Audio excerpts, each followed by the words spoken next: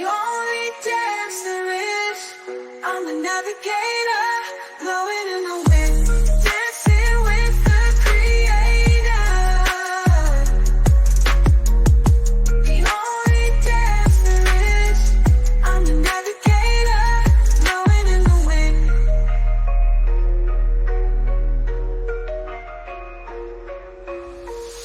Creative evolution, artistic solutions, conducive movements beyond illusion. Day and night we shine bright with love and light. Our stars burn bright. May our star burn slow and bright.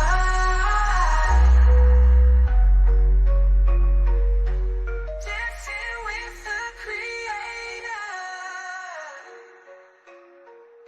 The only dance there is, I'm the navigator, blowing in the wind.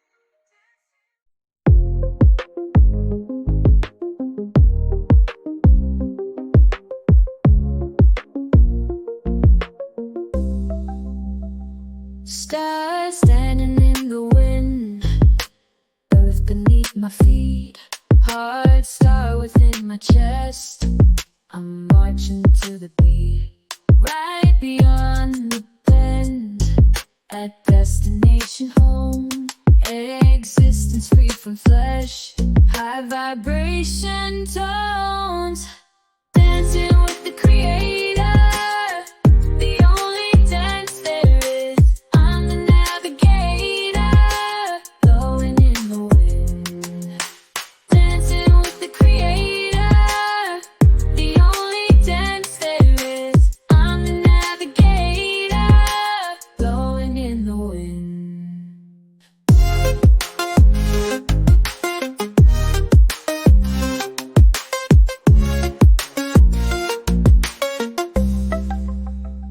Creative evolution, artistic solutions, conducive movements beyond illusion. Day and night we shine bright with love and light. Heart stars burn bright. Heart star burns.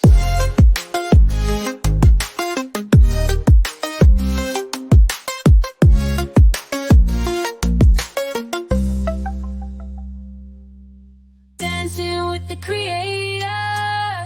The only dance there is, I'm the navigator, blowing in the wind.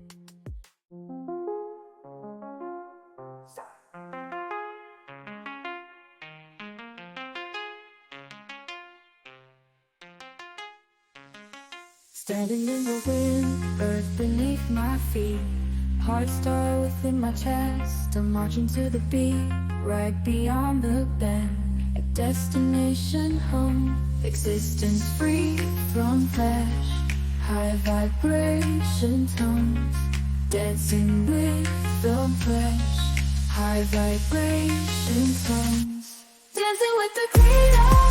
The only dance there is, I'm the navigator, blowing in the wind, dancing with the creator.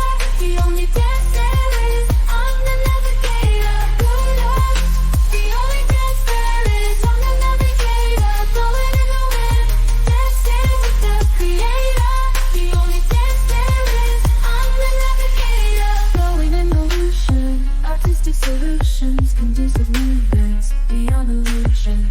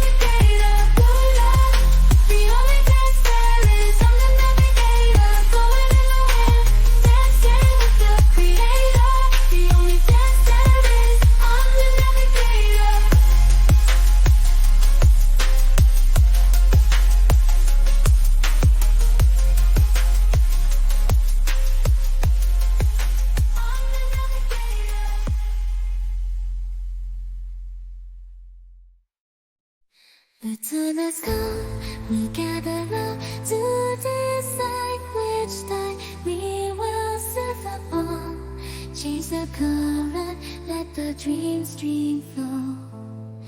Navigate the rivers of love, we will go. Ethereal voices echo through the night, guiding us to the path of endless light. Lost in the rhythm, our souls take flight. In this trance we dance, feeling so alive. Track the beat, let the music take control. In the dream stream we find our souls. We surrender to the ancient changing melody. Lost in the trance, we set ourselves free.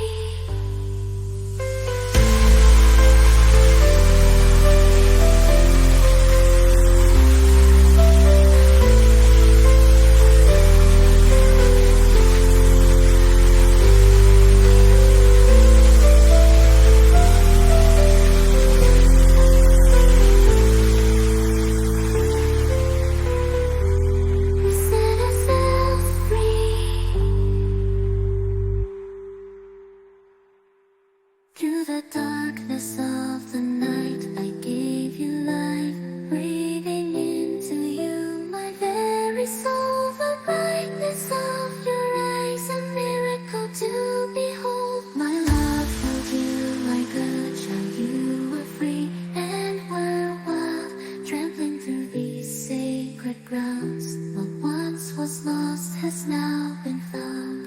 On rolling hills with grasses green, we now awaken the dream stream.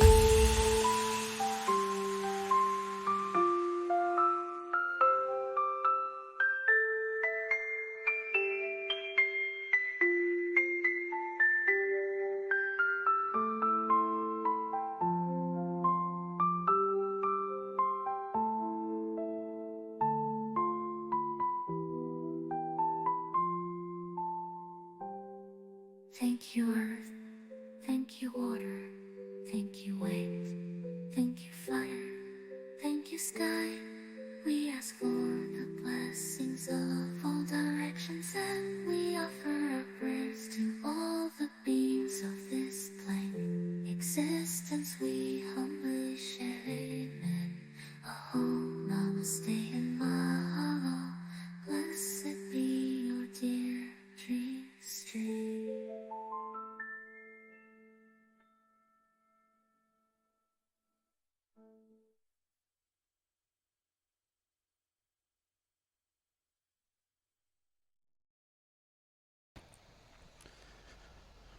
Hello and welcome to the first episode of the official Love and Light podcast. I am here with some amazing people, and I'm going to take full advantage of their presence and make my intro very short. But what I wanted to just put out there very quickly is, this is the Love and Light, the official Love and Light podcast, and I do not intend to portray something that I'm not. I am a human with human challenges, and trying to face them one by one, sometimes a few at the same time. I'm also a spiritual being with spiritual challenges as well. So, it's a very human thing that we're doing, and you are invited to participate with us. If you drop notes in the chat, we will, respond to them, and we appreciate you being here very much, and I appreciate everyone who's being here. I'm going to introduce the co-host, who is just me, Art Fan, or maybe I'm the co-host. I don't think it matters, but just kind of going to allow each guest to enter the stage one by one and maybe tell us a little bit about their journey and how what they're learning. All right, and please give a warm welcome to our friend, Just Me Art Fan. Hello, brother. Good afternoon, my brother. Would you be so kind to get the party started and give kind of a relatively short overview of how you came to be what you are now, trials and Yeah, tribulations, and and then we'll kind of just introduce our next yeah, guest yeah. and go from there. That's a very narrowed down question. For me, I started realizing in my life's journey, and it only becomes more prevalent and more learning in its journey for myself, realizing that when I take full accountability of everything that goes on in my life, it's either a lesson or a blessing. And in taking accountability, it allows me to take an inward look at myself and maybe the things that I would project outwards as learned behaviors or traumas and really dive in to break those walls down at its core. And, learning that, it's kind of like ripping away the old ways of your life that are unwanted to build them in a beautiful new light, to plant seeds in that light. It's a rough road. Beautiful. Thank you. I really like what you touched on. I'm going to introduce now our friend Santiago to the stage, and he can tell us a little bit about his story. It's amazing. Welcome. Hello, can you guys hear me? Hey, we Yeah, can. you sound great. All right, just wanted to make sure. So, my name's Santiago Acosta from California, Bay Area.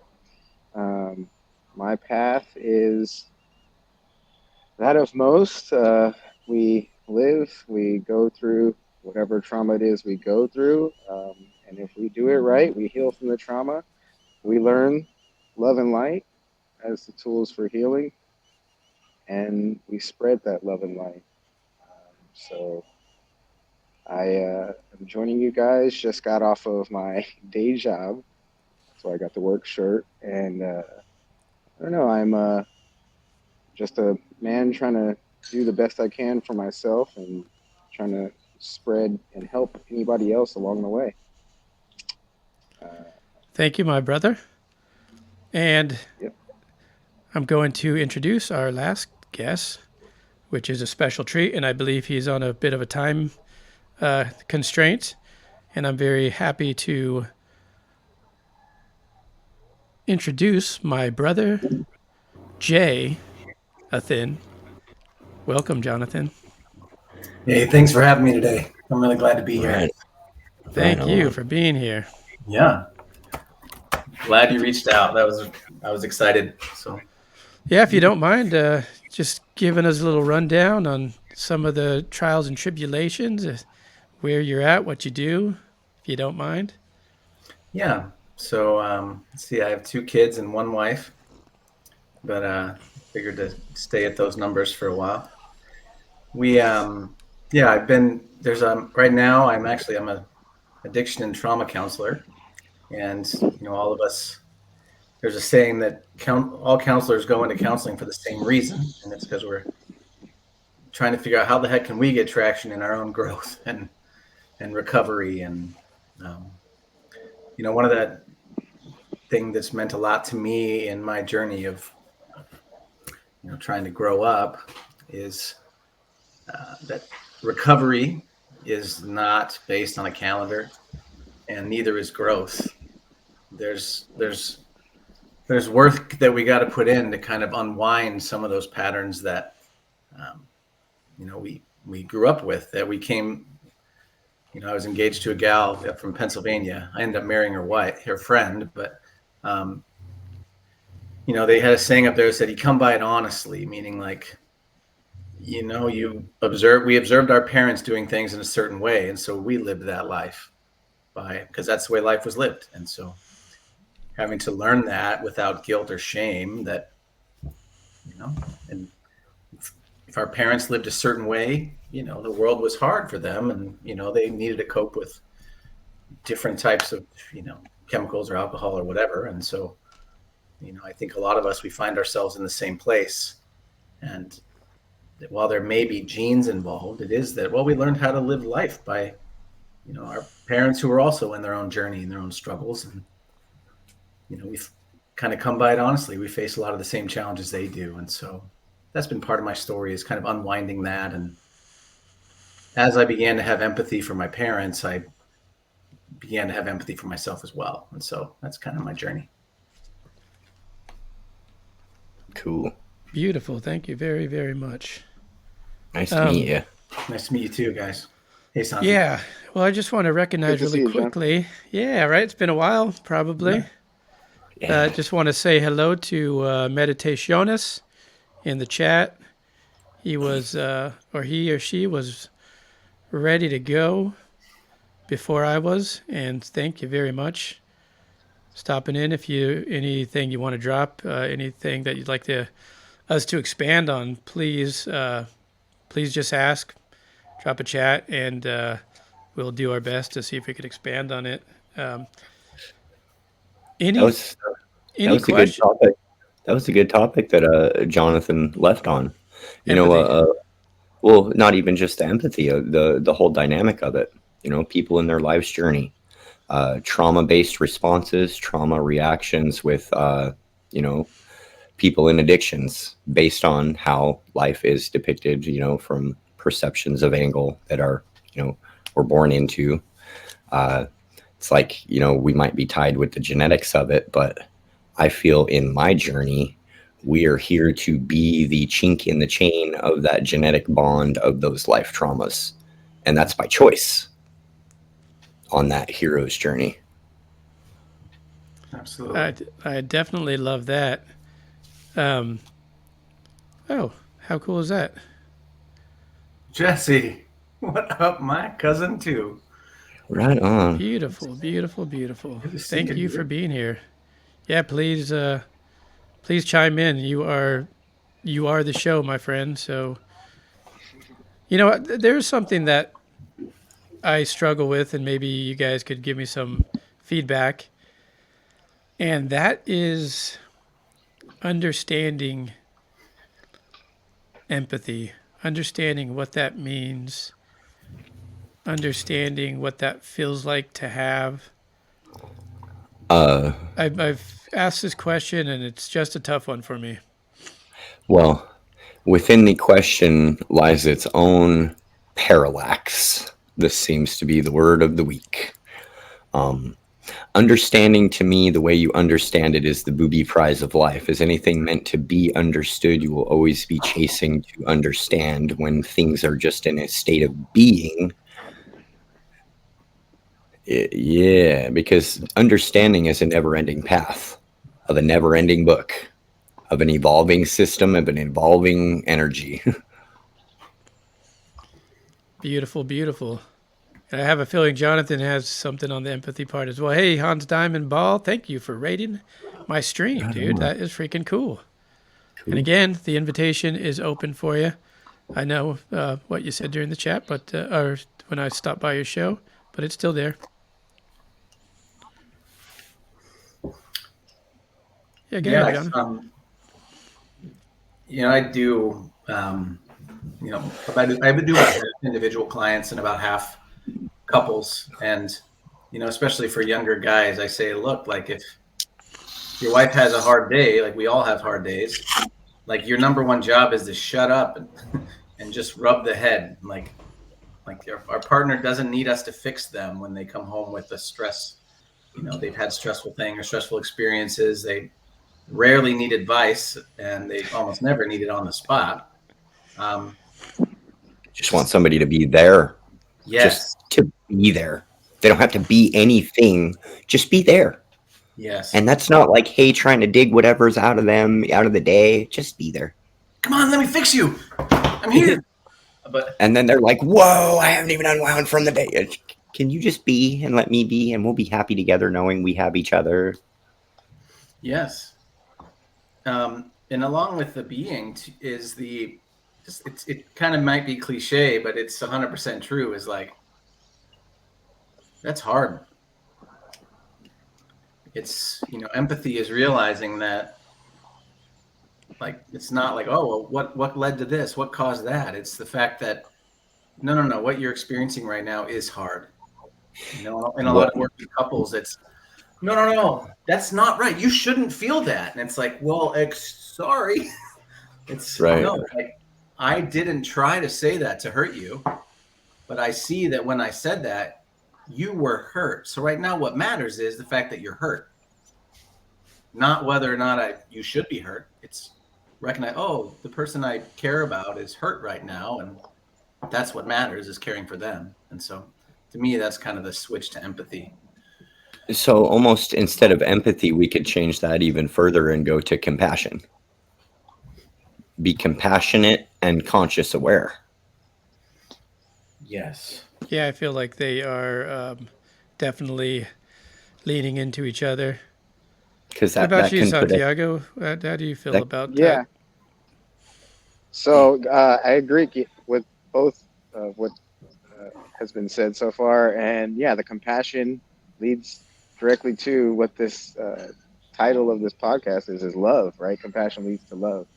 Yep. Understanding empathy, to me, it's like a synchronicity that you said that. So lately, I've been empathizing a lot with people that are close to me or people that I guess I am of service to, right? Because also part of what I do, not just this day job, but I'm also a father. I'm also a husband. I'm also facilitator of these sacred ceremonies and heal people through other modalities. So I feel the empathy and what it feels like to me and understanding it is like I really put myself in the person's shoes. I really step aside of whatever I think or feel or judgment, and I just try and, like you guys said, be there or just really put myself in their shoes is how I could say it. Feel what they're feeling and relate to what they're relating, and that to me is understanding empathy. And with that, we have compassion, and with that, we can have love because we're putting aside any of our own personal stigmas or judgments or beliefs, and we're really just empathizing with them is how I see it, and that's feeling what they're feeling and being them and looking at them that they are the reflection that you are looking at in the mirror, so you can really pick up and learn from all the information and all the stuff that's coming with that. And a lot of Oh it yeah. has to do with, yeah, a lot of it has to do with just like you said, instead of trying to fix or do something or always thinking there's something to be done, a lot of it has to do with just receiving it and taking it all in and just letting it Observing. kind of settle. Yeah, observing. Yeah, and that's So understanding empathy. to me, this is a good word for me, empathy. You're absolutely correct. The old version of me, in fact, and I took it even further than that. It was like I would search for empathy to be compassionate in how others walking in their shoes might look. But then it was like, I'm cosmic energy, man. I'm going to be empathy to humanity. I'm going to like get a 360-degree view of the entire group in the room, and seeing how they're all interacting with each other, not just singular. Well, that was a crazy learning curve there, and that was like opening up the box. Yeah, kind of based on what I'm hearing from you folks. I think sometimes what gets in the way of me having these abilities, and sometimes, sometimes the coast is clear and could overcome it. But I noticed for me personally, sometimes what gets in the way is selfishness, because I want something. I want to be recognized. I want to know what's going on. I want to know why you're upset, and this kind of creates a snowball effect of my own personal frustrations at times. And once in a while, I do have this ability to go, oh, you are stuck in a role.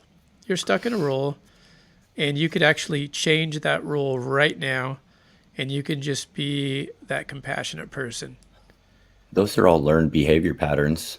Those are all things that were taught at a young age by a system that has inflicted these learnings and teachings upon us. So these are the things that are not of the natural of source. And so, like, we struggle with all of our turmoils and in every direction and avenue that has led to our whole lives. And when we start diving at its core and becoming more of soul versus what is here for the ego, the wants of the flesh, the mind, and you start becoming of soul source, it was like, man, we're not in a solar system. We're in a soul hour system. Mm-hmm. And we're trying to grow that back to its divine state. Yeah. There's the sense of like, well, there's a oneness that we all share, and they have different names to that. And at the same time, there's, I think it's two people in the room is recognizing that the other person has their own, spark of the divine or their own divine self that is in the way that's, incomprehensible. Unique. It's very unique and divine to each individual person within themselves, and it is their own life path and their own journey unique to themselves. Yes, and that is the exact path for where empathy really lies. Is I want to put myself in your seat and see what you're experiencing, and that's kind of what we need to do for ourselves too. It's like, I shouldn't struggle with this. I shouldn't be so sad about this. It's so small. But, empathy for ourselves is really for me, has been the journey of, if I was a 43-year-old guy and I was sitting there feeling really hurt by what happened today and struggling with the fact that I was hurt, like, if my buddy was there, I wouldn't come in and be like, buck up, pussy. Like, you know what I mean? If like there's a guy I love, I wouldn't do that. And so I love this conversation. So me coming in and being like, I don't like, because one thing about, I guess the last thing I'll say here real quick is, don't mean to interrupt, but empathy is completely unrelated to agreement. Like, I don't have to agree at all with the other. Like, even in a conversation where we're going back and forth with a partner, a life partner or something where it's heated, it's like, no, they can say what they want and have their perspective. Like, you don't have to agree. Right. It can be like, I see this is really hard for you. Like, it's about the delivery of it.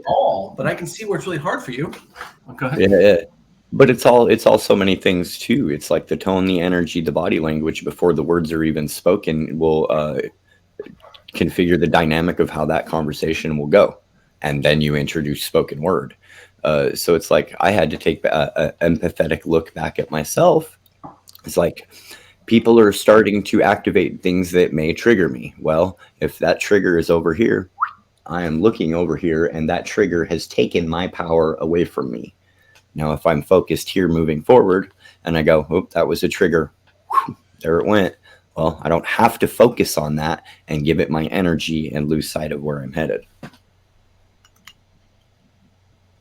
Because by focusing on those things, the things that aggravate us, we are literally in a quantum field resonating with our piezoelectric crystals in our pineal gland into the quantum fields of entanglement. Worry.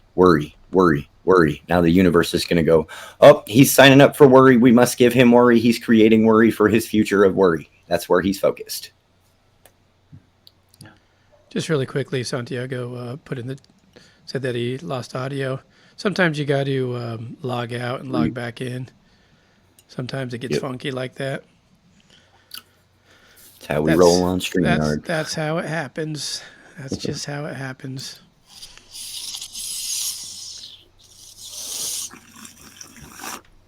So definitely a wonderful beginning to the conversation, and I'm glad that you brought up the empathy, and something that I noticed that was in pretty much everybody's introduction was kind of really coming back to the self, working on one's own projections, one's own internalizations, and self Empowerment from an empathetic love and light space. Welcome back. Ooh, that sounded really good too. Self empowerment from a love and light vibrational space with empathy. Well, this kind of brings me to a question. What do you do to tune in?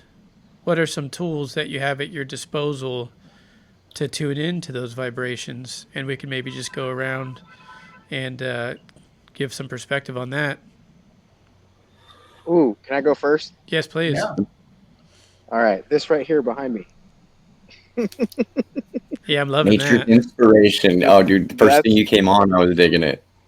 that's what you do. That's a very easy, simple one, right? To tune in and to feel those vibes and the empathy. And I mean, everybody walks, and it's pretty normal to walk, but we all have to learn to walk. It all takes years to learn to walk.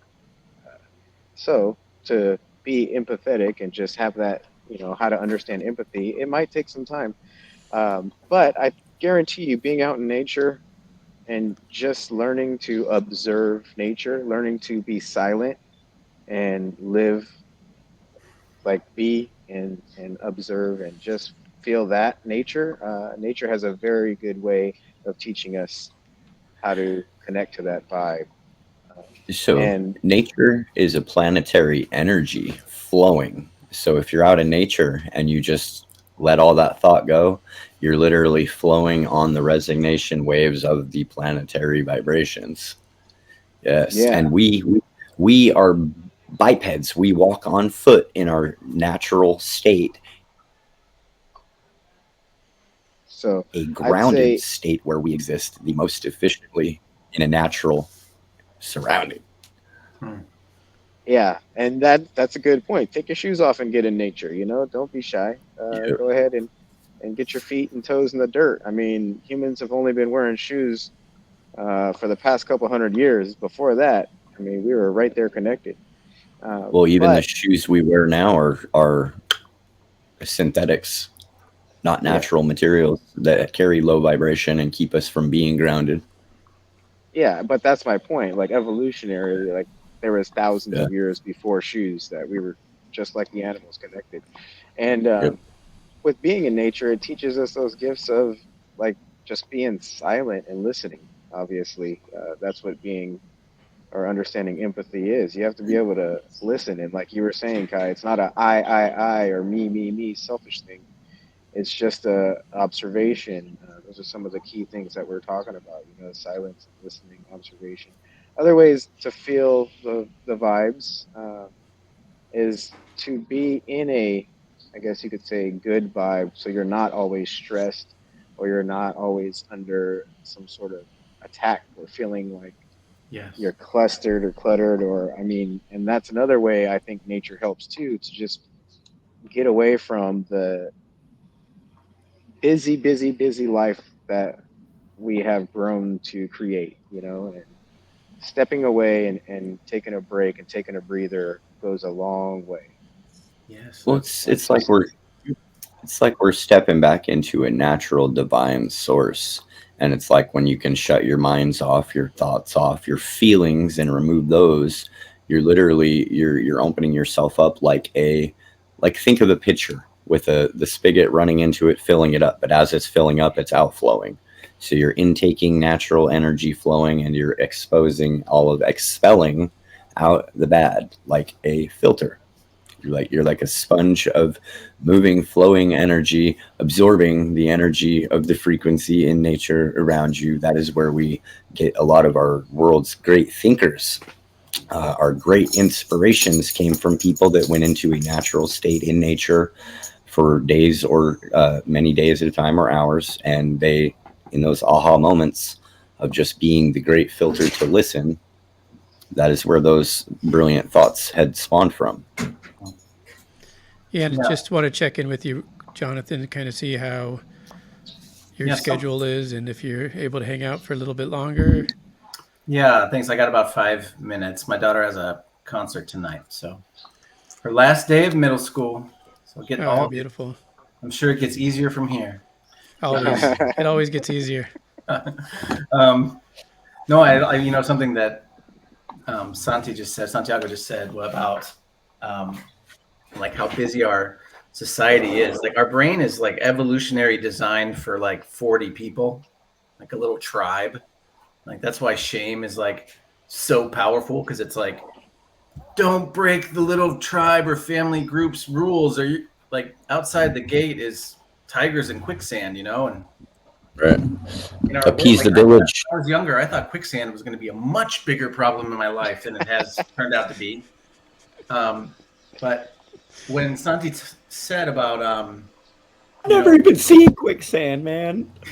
And how they made that so hyped up.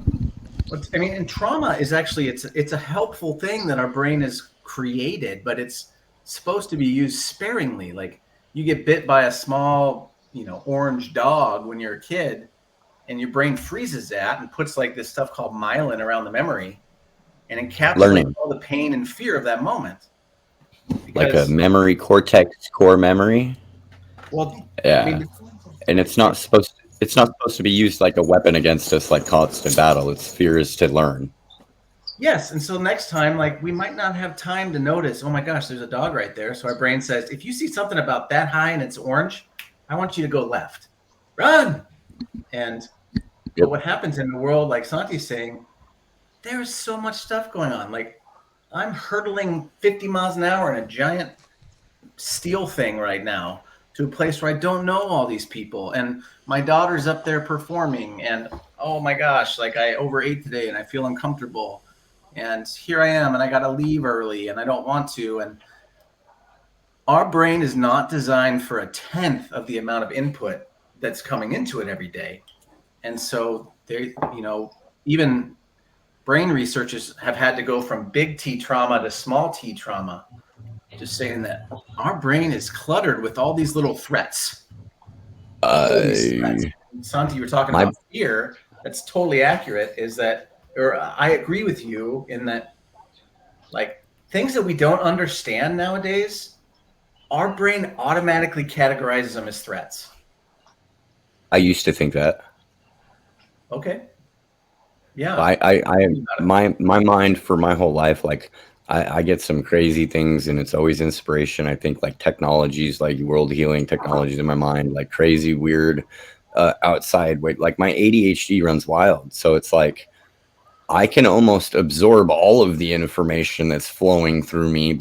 And if I don't catch it, if I can catch it, I can do all these kind of things with it. But if I don't, it'll flutter away. But it's nonstop. I don't know why, but it is. Yeah.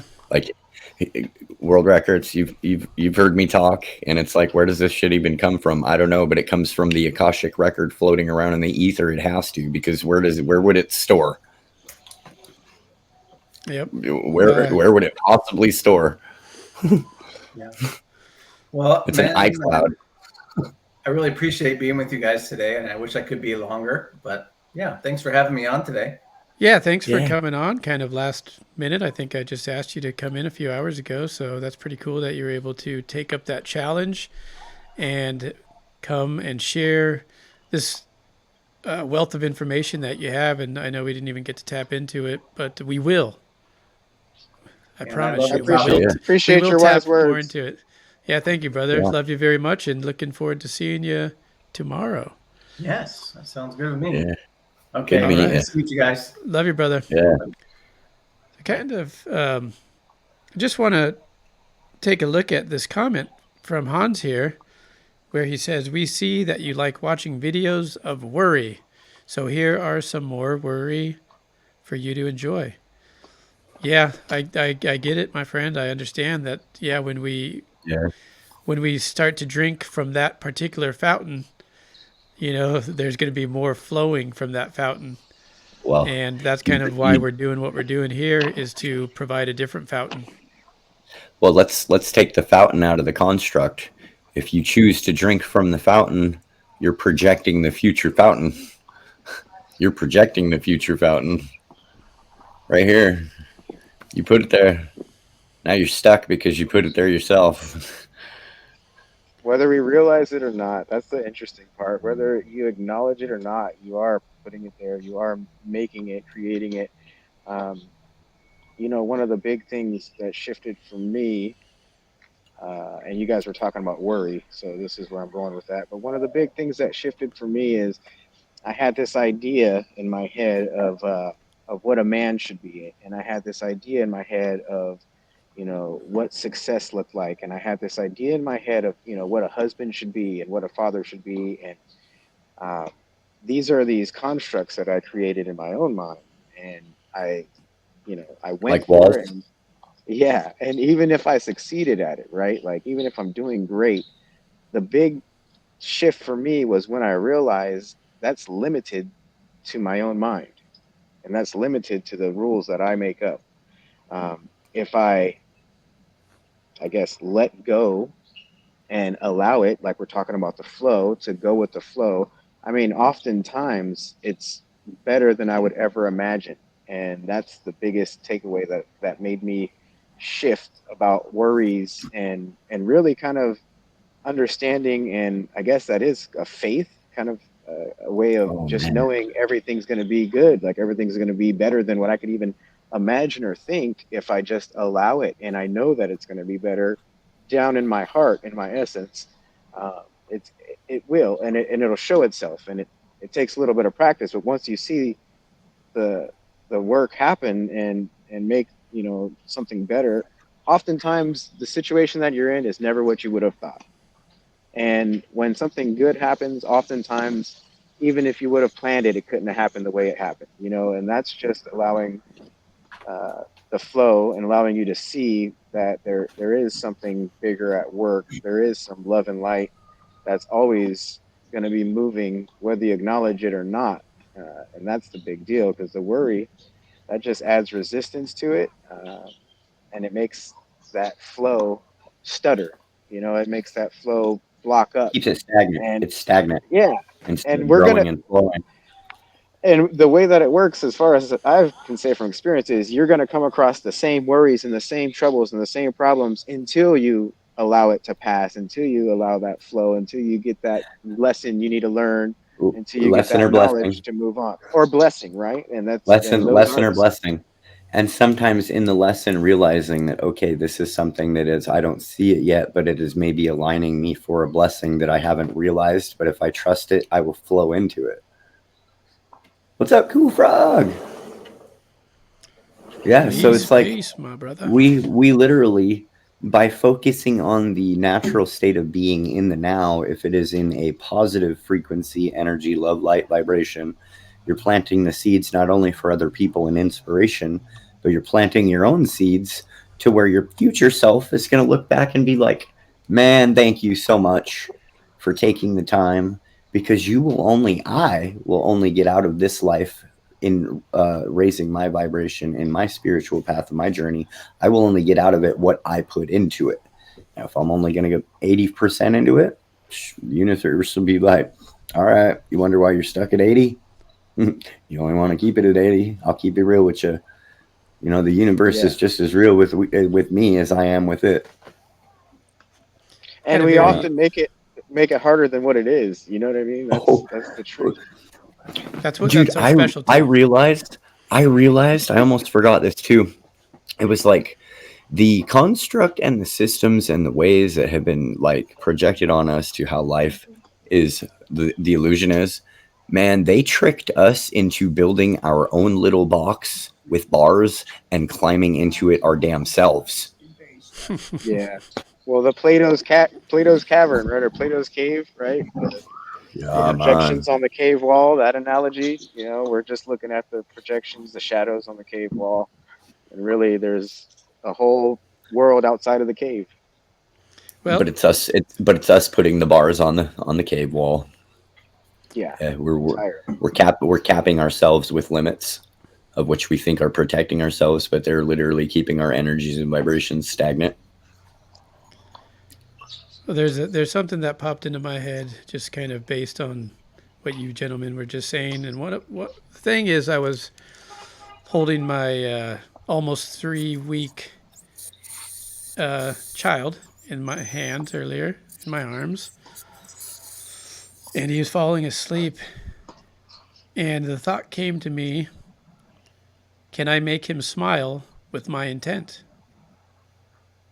With your energy. with my energy? And I smiled energetically and I started getting a bunch of smiles. So you remember when Jonathan was saying that how in some way we're all connected? The way that I see it in my the way my spirit sees it in its journey. Okay, there's like what 8.5 billion people on the planet. Now, if there's a divine singular creator that exists not of this earth but allows us in 8 billion consciousnesses to walk around at the same singular timeline, yeah, we're all very connected, very connected. When you're born into this world, before you're taught all the crap, before I was taught all the crap, you, everybody, when you're a baby, we're very empathetic and susceptible to reading energy.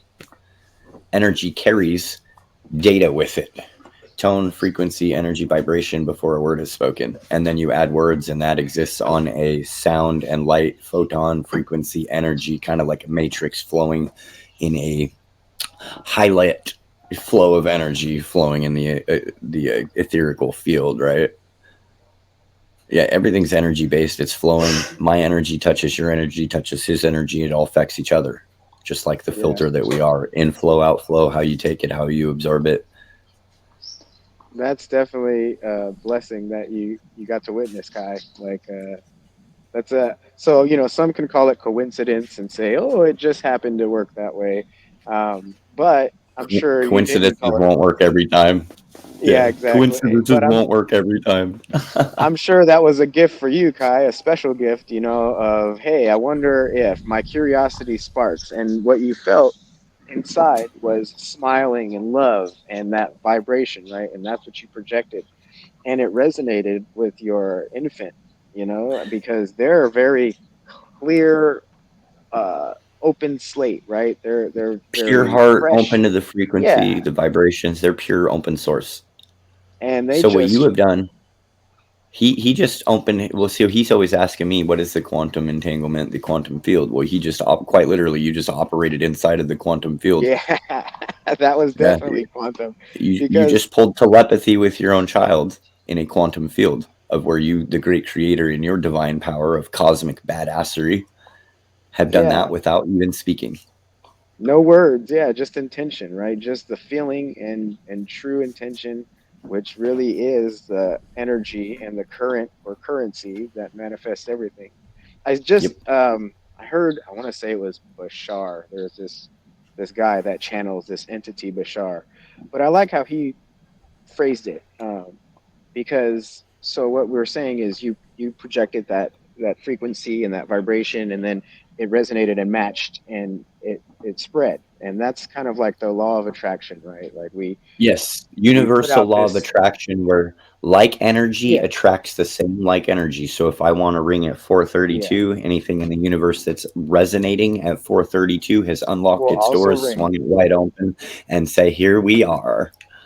Yep. Yes, and that is a very easy thing to see in sound, like physically. You can do experiments to prove that with tuning forks. But Yep. what Bashar said kind of was a different but good perspective, which was it's not that you have to project it and Nope. make it, or you don't have to do it like that. And what he said is, and it's very true, we're already flowing, Yep. and our natural being, just like the earth has a frequency, our natural being, our natural self, we have a frequency that we vibrate on just naturally Oh yeah. already, from the moment So in that we are living, and you just have to allow it. So what we do is we yep. block it. We'll block that flow.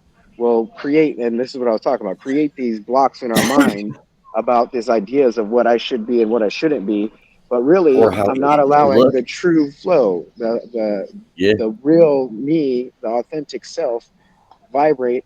And so essentially what his message was is you don't have to attract it, you just have to allow it. You just have Yep. to let it happen and let it be. Just Let be it yourself. inflow As simple as it and let it sounds. Yeah. outflow. Dude, it's absolutely because even by saying I take something that I know nothing about, but I'm going to call it something, you have called it something and narrowed it down in its own dynamic for yourself, right? So Yeah. just by being, instead of focusing on what it is, just know it flows. It's good. I'm gonna write it. I don't need to ask it what it is. I just know that I really like writing it. So let's be happy, right? I don't need to And it, understand yeah, an easy because scale it or will, easy. because writing with it and not having to understand will only lead me further in my path and my journey of where I'm meant to be in my destiny. Yeah, but a simple scale or a simple barometer, like I guess you could say a simple navigation, is does this serve me in a beneficial way or does this serve Yeah, me in a negative way, right? Is this something that's helping me or is this something yeah. that's hindering me? And that's The really yin and the yang. personal. Yeah, that's really a personal thing that only Yeah. you can answer. And that's really the bottom line. It's like, is this something that's helping me? And because I Mm-hmm. mean, I think there are positive and negative energies flowing around, right? And we can get into a weak point where the Philosophical negative, debate. yeah, where the negative is going to flow and push us in a way, and we get kind of in this downward spiral. Um, but again, we have to use discernment and also understand, like, okay, is this flow that I'm feeling something that's benefiting me, or is it taking So me in a negative way? darkness is always trying to creep in on the light, but the light will always be able to reach into the darkness to light the journey. Yeah. So And yeah. it only takes one small candle to light a big dark room. Yeah, brother. So And not only that, what if there's other candle holders that aren't lit yet? You can take that single candle, exactly.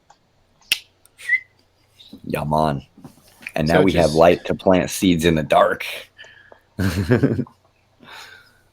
this Yep. was a question or something that I had prepared already, but you guys we went into it, but I think the you guys might have some insight for the kind of the second half of the question and maybe some perspective on that. How far does this energy body reach? Does the word infinite, energy always flowing, never in a non-flowing state? So like let's say spirituality, the cosmic, the energy, the source that gives this skin suit its animation of whatever it is, right? Well, if that transcends from the skin suit, it's got to be energy somewhere. And I would imagine that that's from infinite creator source. So it's got to be some kind of in the realms of infinite something. Yeah, I think the best example is you can look up at night and what do you see? You see the stars. You see the energy from who knows how far. That's nature's way of telling you how far that energy travels. I mean, from a direct Oh, experience. So, the 369 building blocks of life principles, and it's also on a universal cosmos, right? So that would be like the cosmos is also as infinite as creation is on this planet that's still even undiscovered inside of itself, inside of itself. So it's just like a never ending infinite. It's cool. and infinite is a hard thing to fathom, but I do think Yeah. like it's easy to see from personal experience. You get to see the light from the stars, and we know that's vastly far. Whether you believe in science or not, your instinct and your heart says, man, there's something farther than I could imagine shining bright at me. And with that knowledge, understand that your light that's shining Yeah. bright within you can be seen Yeah. So, vastly, so vastly farther than you can imagine. right. So it's like if we exist at our most natural state at a grounded level on this plane of where we exist, that's of something that is not of here. So to say that we could understand it in its, infinite all would be mind boggling. It's especially learning, the more I learn about energy, the flowing of energy and how energy works with people, with us. I mean, we're literally a, uh, we're like a light Superconductor. particle. Yeah, we're like a light particle accelerator of whoop into the etheric field of, creation. That's how powerful cosmic we are. And if we're that powerful cosmic here, where you can just think, I want to make my baby smile, so I'm going to smile and think thoughts, and your baby's smiling. Now we're talking stars that are not of here. It's got to be so much more than what we experience here. So much more. We are liquid crystals. What was that question you just posted? It said, how do you Oh yeah, I'll explain put it the back. inexplicable? Is that what I'll it bring was? that one back up. Just before we move on quickly, a lot of the art that I'm using for this StreamYard event is provided by Just Me Art Fan. And so I wanted to put a quick shout out. He has some very cool custom Oh, cool. gear on Thank you, brother. justmeartfan.com. But yeah, thanks for letting me steal your art all the time, because it makes Oh, yeah. what I'm doing a lot faster. If I could. Well, it inspires, and that's why I make it, is so it can inspire other people to also plant the seeds, man. Yeah, I'm on. 100%. Let me pull that question back up, because I feel like we were naturally going towards that one as well. Especially when you're talking about the infinite, trying to fathom the infinite. Here Oh, we go. infinite. So some infinites are bigger than other infinites, and that's a scientific fact. How can Yeah. one express the inexpressible, approach the unapproachable? How can one express the inexpressible, approach the With an unapproachable? open mind, with a very open mind. That I'd is agree to humble. that. Yeah, that is very humbling to realize when we think we know it all, we actually realize that we don't know shit. Yeah, I would say have no beliefs. Um, that's a crazy thing to say, but A how do belief is you? a belief is like putting a box on it. You're right. Yeah. Now, So instead of have no having a beliefs. belief, have a spirituality sense instead of a belief sense. It can still It's be just faith based because it's a yeah, process. but it's just I guess you could say like that's what being present is almost. It's like accepting that you can be wrong and whatever your belief was can change, which means it's not a belief. It's more of a I am always present. I'm always in the now. But this question reminds me of there are some things that you don't know, and then there's some things that you don't know that you don't know, if Right. that The makes sense, unknown. right?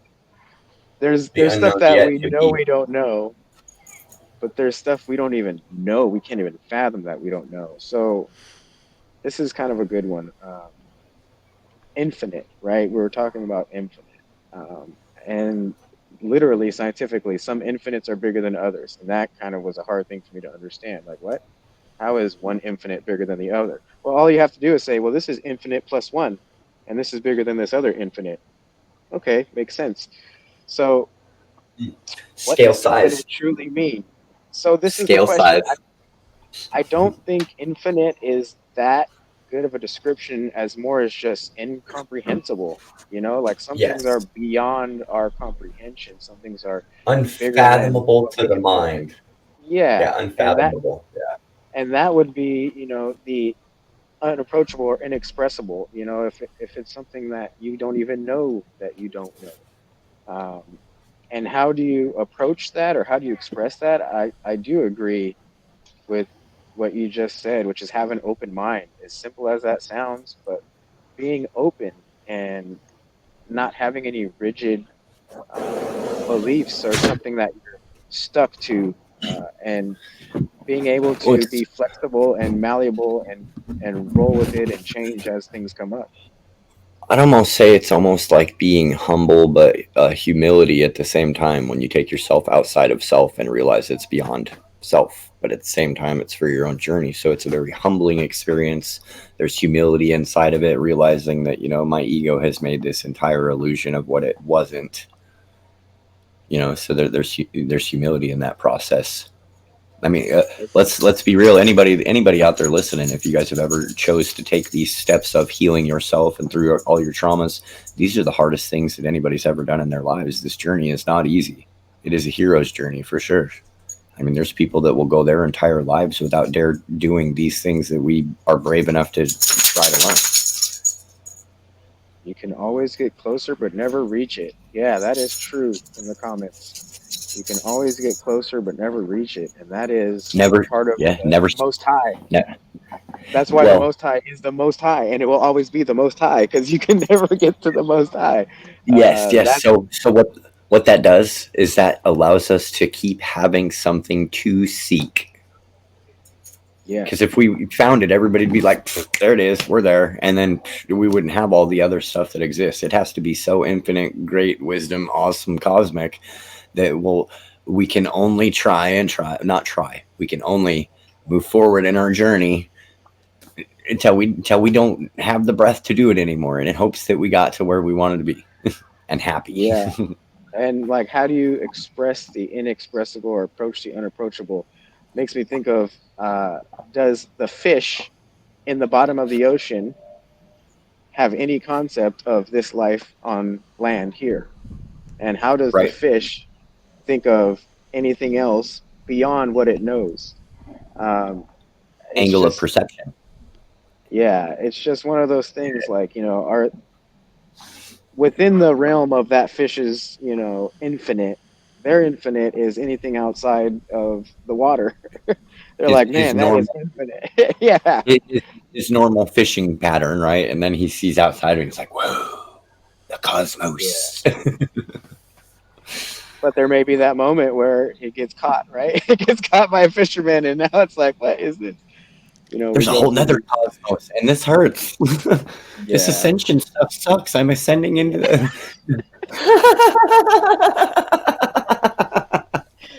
Well, kind Yeah, of as you sometimes guys it does feel like that. were answering this question, you've kind of interestingly touched on what came up to me in a very unique way, different than how my mind would have described it. And the first thing that came to mind was the artist, the poet, the musician, the speaker, the all the different types of arts, and we The can we can planted seeds of inspiration. the gardener, the everything. And you might argue that everything is art, and I will not argue against you. And and in poetry, what is the poet usually trying to do? They're trying to describe something that is beyond words. An emotion, a story, a journey, but it's hard to just captivate it all together without using poetry or music because you can't just write a paragraph and encapsulate all of that energy. And then you guys were talking, and so that was my initial thought, right? That's kind of like my natural, okay, yeah, I'm just seeing it as you know, as the cliche question. And then I realized we're all doing it right now. Bingo. We are Here we right are. there. We are right there. Here But we once are. and you were talking about earlier, Russ, about kind of building our own jail or whatever, right? Our own prison. And Santi, you were discussing letting go, or when you were answering the question, not in those words, or being open-minded, being open, being letting things move through you is kind of what came through my mind, and I felt, yeah, that's what is happening all the time. Yeah, sometimes we cling to something outside of this flow because we're used to it, or it's comfortable, or whatever it might be, and we could go back to these different Or it's challenges that Jonathan was talking about too, where yeah, we're easier clinging than the to. hard. What's that? Easier than the hard. Yes, and we are there's a special guest that is trying to work himself in here. So please, can't see where the mic vid is. Oh, don't worry. Here, we'll pick up the slack while you try and get that special guest in. Um, Okay, it thank you. made me think about what you were saying. Made me think about what you actually did, which was you approach the unapproachable and express the inexpressible through intention. You said, I am going to see if I can, with my own intention internally, not physically, if I can Mm. smile at my child and if my child will smile back at me. So Like, internally, inwardly, you did it and you've seen the results.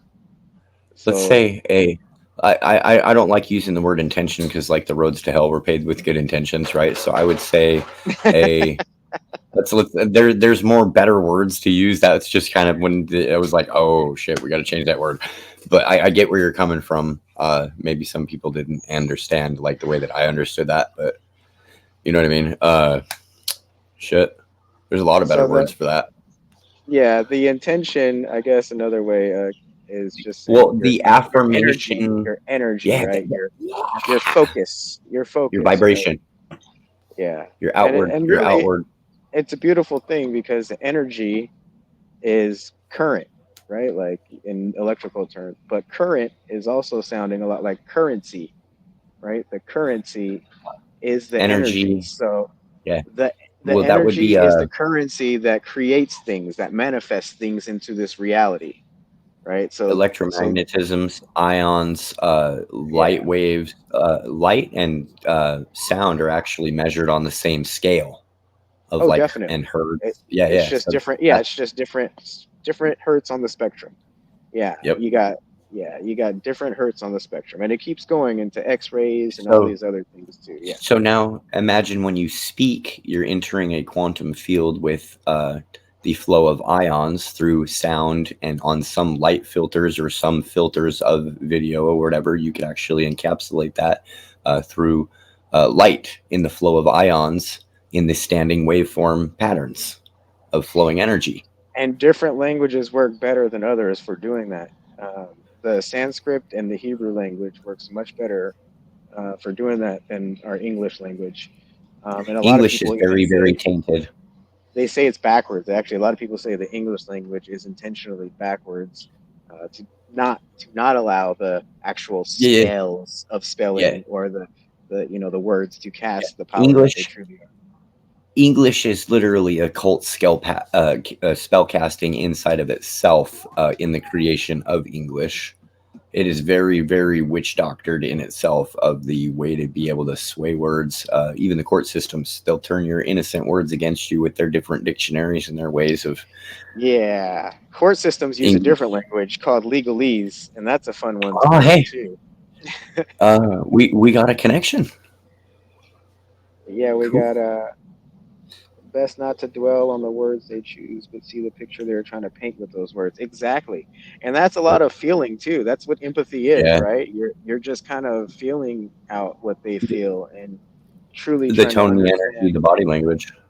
Yeah, truly trying to understand that picture they're trying to paint. Yeah, mom. And before we maybe go into that a little bit more, I would like to kindly welcome and give me a nod, HTG, when you are comfortable.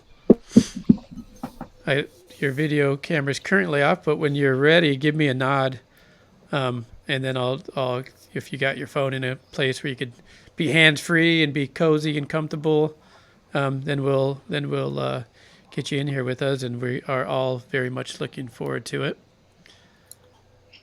Yeah, man. Be good to have you. Yeah, that's interesting, Hans, because, and I'm sorry I didn't quite catch what everybody was saying, um, but yeah, sometimes what I've discussed more than a few times now is how we have become very sensitive to particular words and triggering, myself especially. And so what I tried to do was reverse that sensitivity and use the word that came to me. All right, beautiful.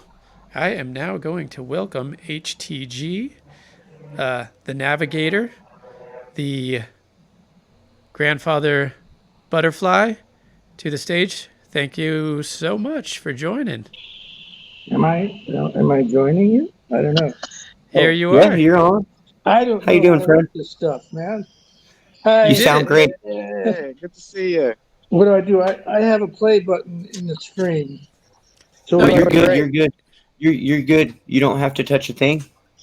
You're If here. you We can see you. We can hear you. Great. It's good to have you. Well, thank you. I'm just being nosy. I want to hear you guys. I watch your No, the podcasts, all of yours, and I like them. I like them a lot. Better it's than cool. TV, man. You know. that Yeah, is a yeah. lot of inspiration, and I thank you so much for saying that. And yeah, we've done some long ones. He watched our Yeah. 3 hour discussion on Monday, and actually, he was my inspiration for getting that one going.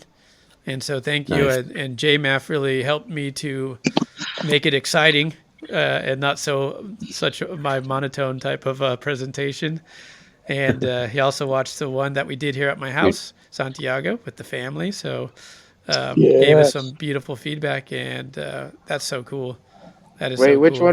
which one was that? Was it hypnotherapy or the ceremony? Well, he'd probably Did I explain? seen. Rest Well, poker. the one we did with all of us here, with me, Yes. your brother, Shawnee was wifey. there, and Oh, okay. That, yeah, I your remember that one. wife, Nice. and the That kid. one was just Yeah. kind of like a round table. Yeah, the babies introduced or Hmm. interrupting us. Yeah, real life That's stuff. cool. Yes. Yeah. Cool. That's what I like. Well, I'm looking forward to doing like a hybrid one where we got people here in my little mini studio, and then we got everybody out of state, on all at once, and we'll Yeah, definitely man. have to make that happen. I just want to bring up, got another comment from Hans Diamond Ball. Uh, I jumped on Hans's podcast, and it's a gaming podcast. I think it was Mhm. Monday or Tuesday, or I don't know what day it was, maybe Sunday, and it had a fabulous conversation with him. And I did invite him to come on, and he says he just didn't, uh, maybe fill it out at one point and see, if he feels comfortable joining in. But he has another comment, so appreciate you participating. Oh yeah. Yeah. The spoken word. Uh, Read a through. person's spirit versus their words. Oh yeah. How do you Intent. do that? Intent through words. So manipulation. How do you read people? That's a fun one. Yeah, tell us. So You allow them with a very observant hush watch listen. You allow them to act as they will, and they will show themselves who they are, and then act accordingly. yeah, some of it's pattern recognition. Like Jonathan was saying, if you've been bit by a dog, well, now you have a pattern to go off of, and you're going to be aware of dogs' mouths. A lot of the Oh yeah. times we get these pattern recognitions. If certain things happen to us, we tend to be aware of the pattern of someone's actions and behaviors if we've been hurt by them before. Sometimes that can be a beneficial thing. Sometimes it can lead to a stigma, right? And we can Oh, have a yeah. bias. What's that Large. thing? What's that? I guess scripture in the Torah, the prophets about your words snare you. Something like that. Yeah. 8:15. Because you could when people's words tell a lot. So and they snare you. Oh, I can vouch for that. And it's like they're Oh telling yeah. on themselves. So Well, you so reveal a lot, don't you? We're imagine Very true. revealing imagine a lot. Yeah. So you said you start to see patterns. Now imagine you can sit back and see groups of people, and inside of an entire group of people, you see formulated patterns that have reoccurred over cycles of time. So then you jump into a new group, large people, you start to recognize these patterns, and you go, "Yeah, that wasn't my energy. We're gonna exit stage left," because you start to recognize people. But then we try and do what we can to try and plant those seeds to inspire people to be less hate on people, because Yeah. it would be nice just to everybody get along.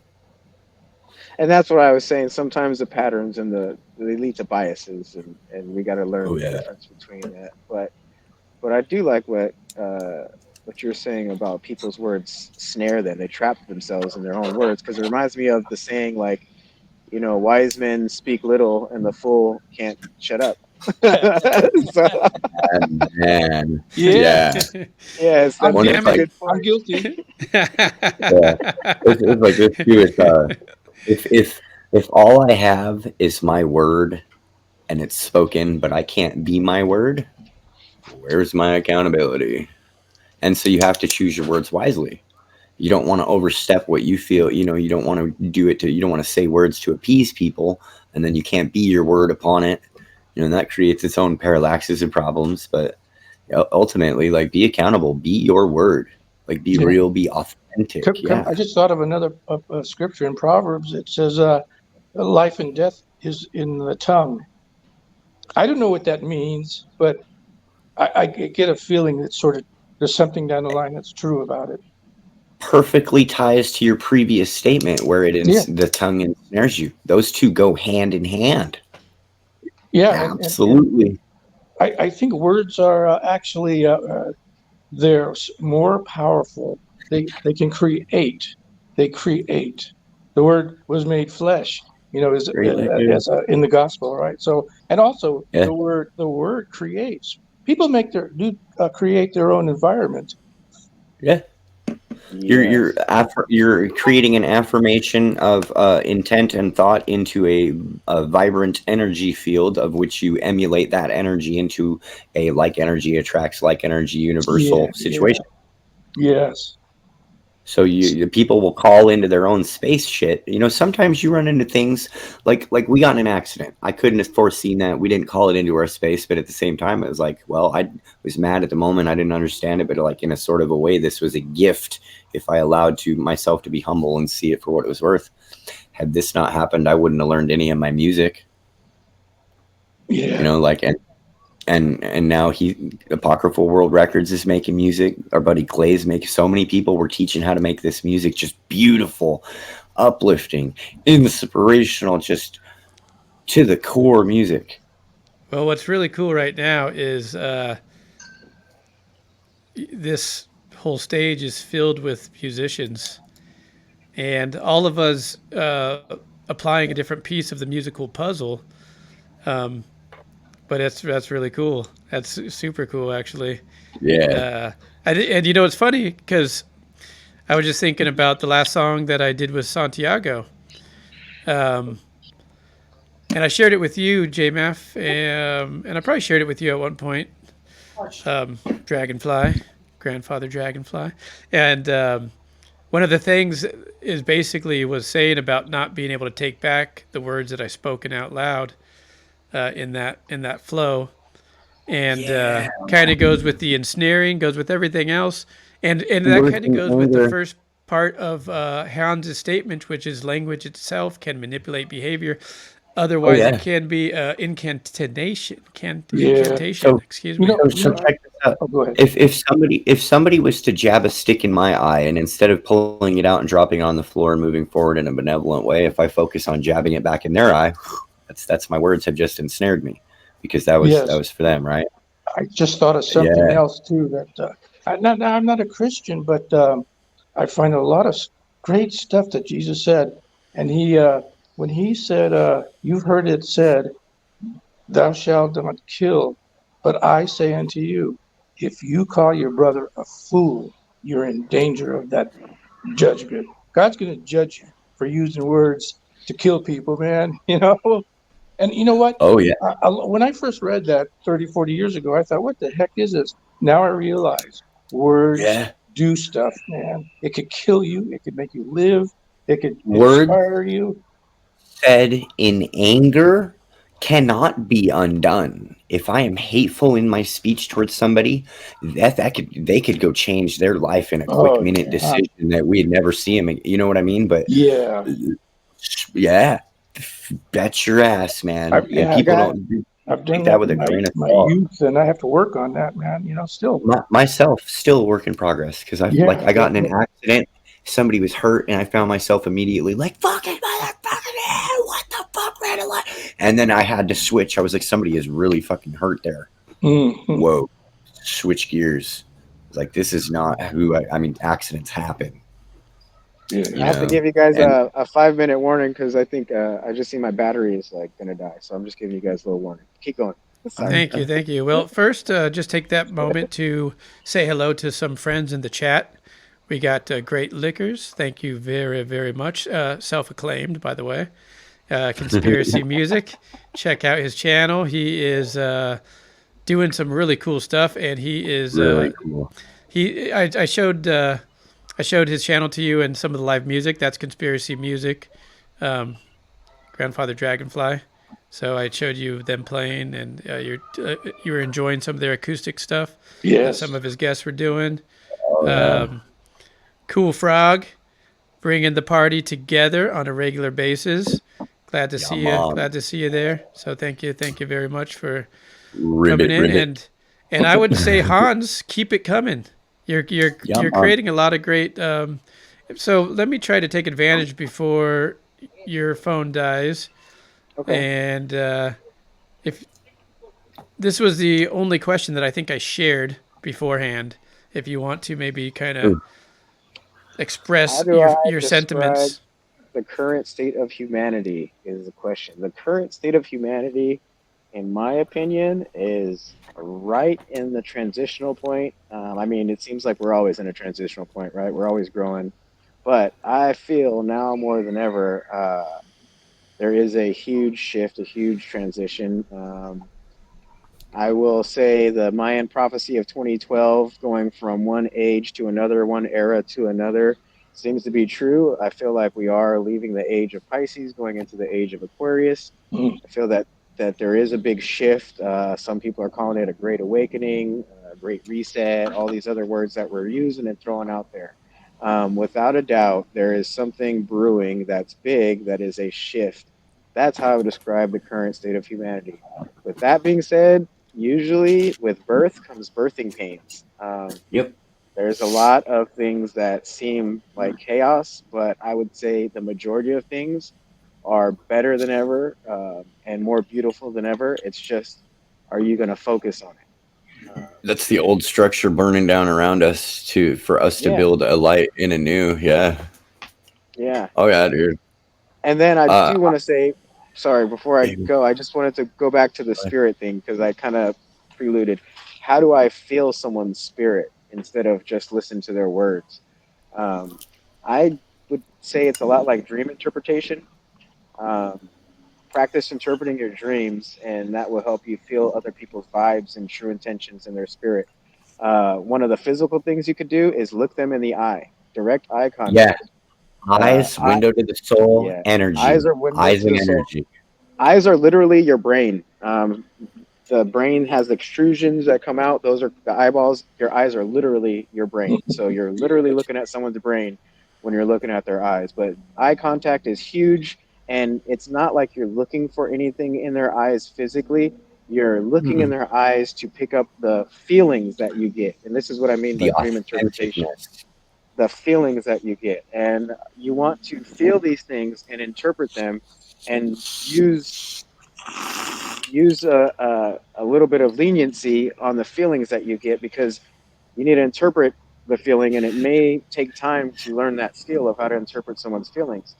Amen, But brother. that's some of the key things that I use when I feel someone's spirit. Also, body language is huge because Yeah. sometimes it's a subconscious movement.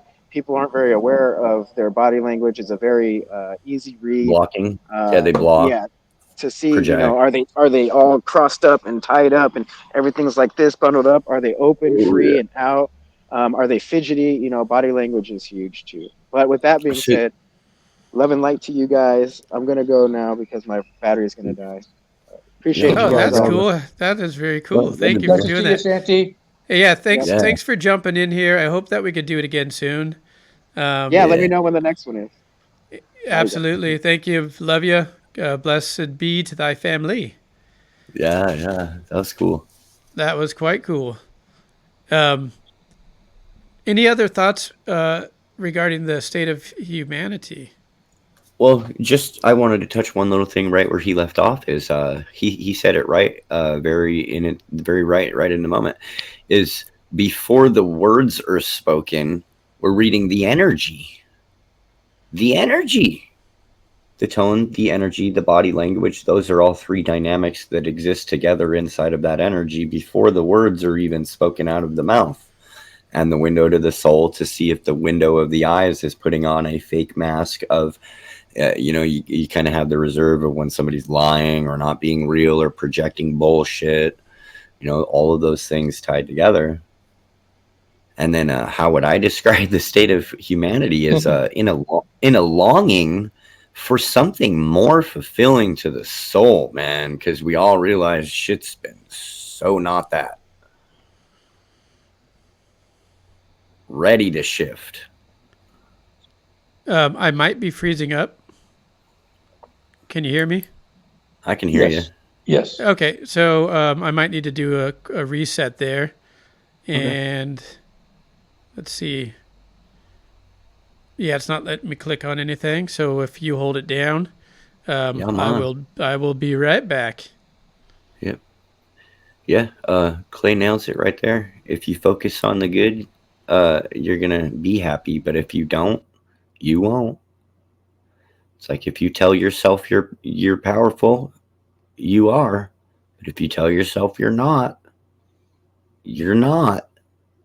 And you're building your own box to climb yourself into. I've done that. I can talk for me. I don't have to say you or anybody out there, right? It's like for me, built my own prison box to climb inside of which I got tired of living inside of, that, can function in this world of the mind and the ego very well. Yeah.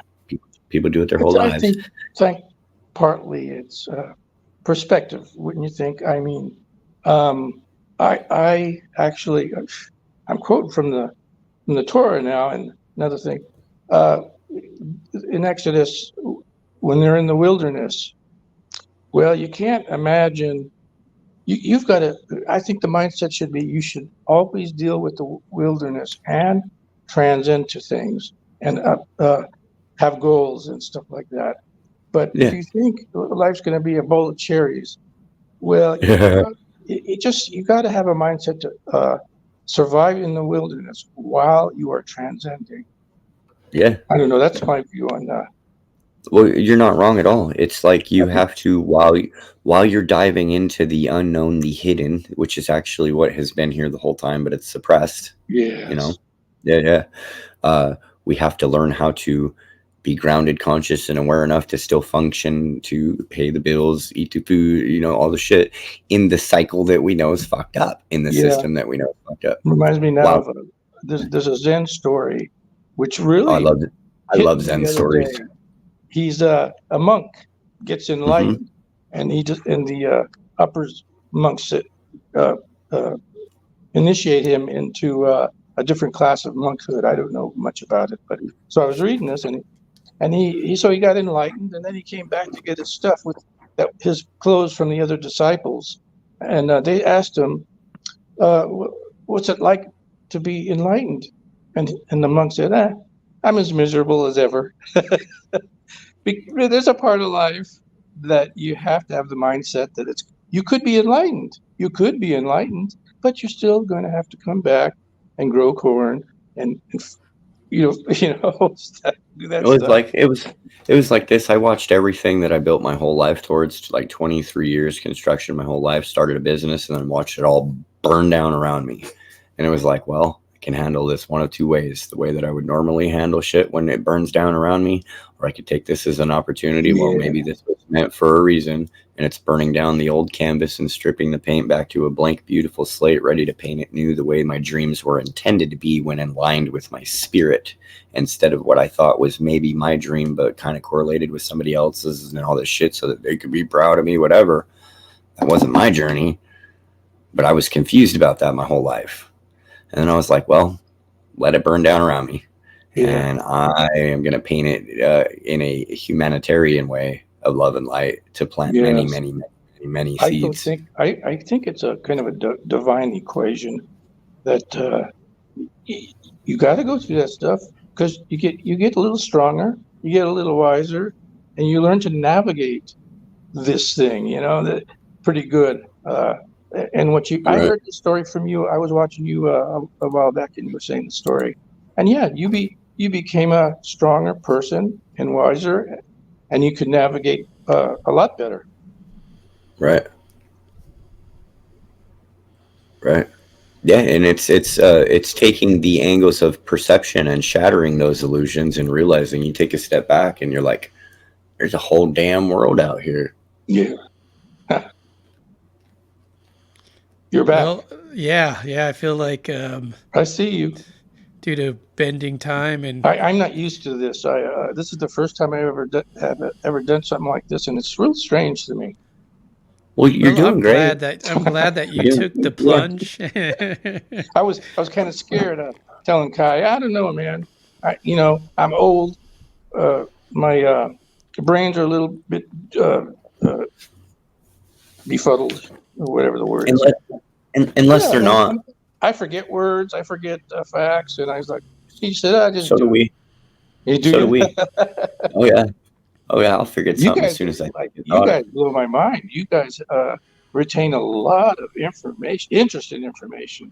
So yeah, I like hanging out with you guys, even though I just watch you and I'm thinking, oh, cool, look at this.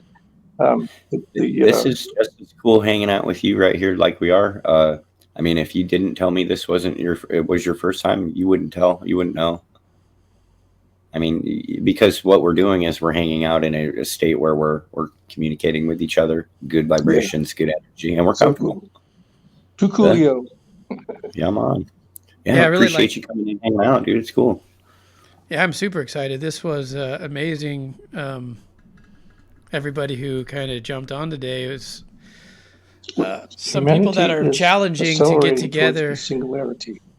What is up for debate and speculation?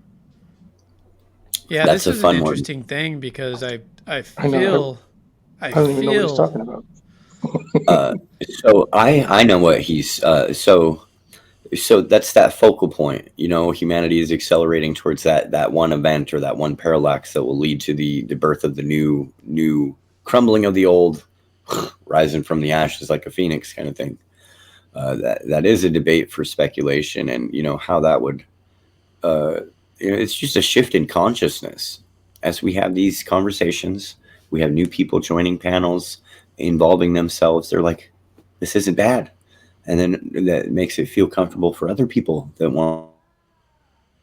Yeah, I don't mean no disrespect to What that does is the we start writer. networking people. We start. I mean no disrespect to the writer, is what I was going to say, and it's just that it's a bit esoteric for me. So, but I don't know, like toward a singularity. Singularity. Is there a singularity? 8 billion consciousnesses existing in a state of cosmic vibration in a skin suit that one single drop of DNA contains 7 terabytes of data that has lineage of your genealogy on 8 billion life forms through one creation focal point, no matter what you want to call it, with all of the religions being depicted in the Council of Nicaea to the world of how whoever is God, whatever would be as the creation story of whoever, whatever. And then we've had wars on wars to just keep the truth hidden the entire time. And we go back older than the religions and take spirituality. I understand some of that. That's why I'm saying it's like you got some in this equation. To me, it would just be question mark times question mark divided by question mark. You know what I mean? I mean, I don't know how to say this stuff.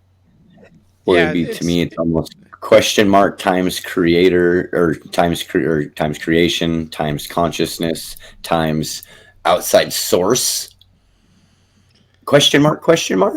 Yeah, creator. I think when you say creator, I never met him, and it could be right under my nose because that's how I feel. Or everywhere at 8 billion consciousness levels experienced through. So this is where I was like, okay, so what if we're all just an extension, 8 billion of us, an extension of one singular as a consciousness individual on our own life's journey to experience for creator source at 8 billion parallaxes at one point in time of learning. Ooh. Watch out, my head's going to explode. You're going to watch the whole brain go out. This video will go viral. That was deep, man. Yeah, that is deep, and that is a deep statement to make, and I think it's something that So talking about there's different thoughts on what we're perceiving. I remember taking LSD in my I think I was about 17 or 18. I took LSD, and all I saw was people were just balls of energy that create Yeah, this thing of being flesh and stuff like that. And every time I looked around, and everybody's just a ball of energy that made up uh, yeah. this thing. You're a cosmic electric quantum mechanical particle accelerator with a crystal in your brain that projects you into the quantum field of the world. It's So pretty I wild. may have been on to something back then. You're saying there? Yeah, I mean that we're just energy. We're just we are. inorganic beings, really. Well, so energy that is a inflow and outflow, just as energy is. Energy is a flowing, always continuous state of motion. It's light, photons, sound, frequency, all the things tied up in what energy is, and many more that exist beyond our realms of our capacities, mindset, and its structure, Yeah. a creator source. But yeah, absolutely, man. Absolutely. kind of Yeah. just, I guess, maybe one last touch on Hans's statement here, and kind of not using my own thoughts, but trying to relate something that I heard uh, the Blunt Scotsman streaming, which was Terrence McKenna. And That was Terrence a good McKenna, one. yeah, and I'm going to jack this up because it's his words are like singularity. I mean, if I just kind of ignore that word in a way and kind of let the how can I feeling, get then a I could get to fancy it. background like you guys? You guys, Uh, that looks cool, man. And I just have I'll make you one. And oh, then but then it's simple, free. But if you're on a laptop, all you do is when I send it to you, if you're watching on the Rumble side of it and the StreamYard in a separate tab with the Rumble muted so you don't get the audio overlap, if I send the image link into the Rumble chat, you can actually click on it and open it in a new tab and then download it.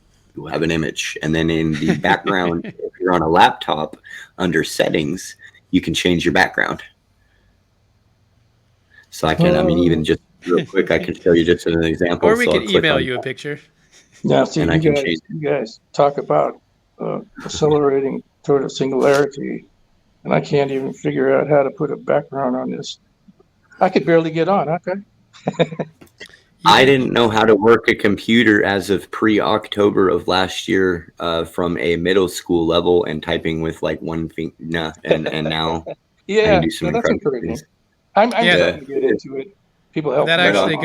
goes A lot of quite people well helping me along. with Great Liquor's comments. Many successful people have had many business failures in their past. I would say probably all. It's Yeah, just a stepping stone on the path of life. and Abs- a failure is only a building block to get you to the next step. If it fails, it was telling you this isn't meant for you. You are meant for something better.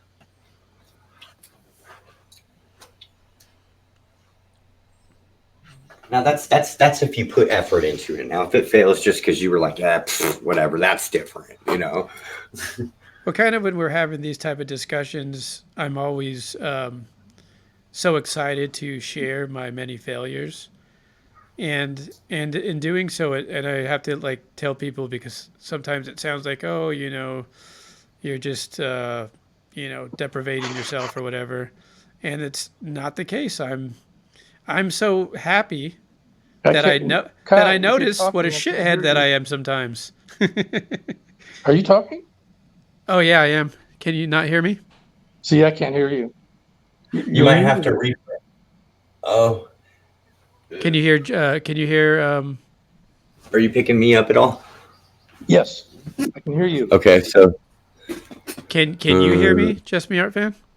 yeah, I can. Did your StreamYard drop parts of the audio again? I do not know. Huh. So You so well let here's my what I'm dad wondering. know that. Let my dad know he might need to go in and out.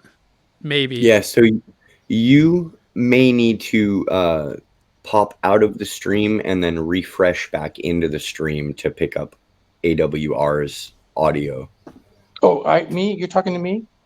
Yeah, so Oh, that happens to us. That happens to us a lot. So when that happens, we just drop out and refresh, come back in, and we'll add you back to the stage. It happens to us all okay. the So time. I just redo what I did to get back into the chat room. Okay. Yep. I'll try. So, all right. Perfect. Okay, cool. Yeah, Frog said he could hear me well. Thank you. Cool. Great liquor. Good. Right Yeah, on. because the last 2 streams that I did, I had conspiracy music in one of them say, hey, we can't hear you. And then I had the blue unicorn in the next one saying, hey, you don't have any sound. And I made the same goofy mistake both times. So, And communication between us, the chat, the groups, the panel, it always helps. It's hard to do that when you're streaming and you don't have anybody watching, because unless you're backtracking it with your phone with a mic muted, okay, I got audio, but then intermittently checking it. Yeah. let's see. Can you Yeah, hear me you're now? good. I can hear you. Woohoo! Right on. Yeah, it's a little quirky sometimes. So, at one point, it always freezes sooner or later. Yeah, Blue is awesome. I had freaking fun time re-streaming his stuff, which is cool because he was like excited to check it out with somebody, and I've watched this stuff by myself, but it was fun to watch it with him because a lot of his stuff goes over my head. We're talking about the blue unicorn here. Freaking fun stream. Yeah, I accidentally spilled the beans on that one. Yep. That's actually the future me. He forgot that he came back to the future. Is somebody saying that I look like you? Yes. No, you look like me because I was first. I was hoping that someone would catch I that. used to tell my old man, I used to tell my dad, I was like, I look pretty good when I get old.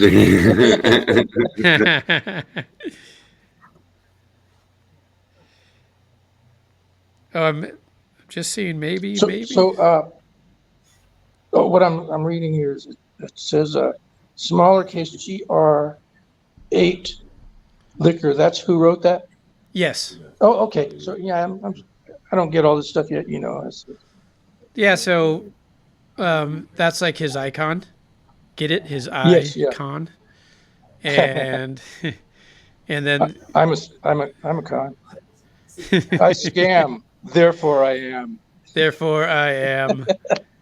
Huh? How did conspiracy music get a square icon? That's interesting. Or no, it turns square, I guess, when it goes into that. Never mind.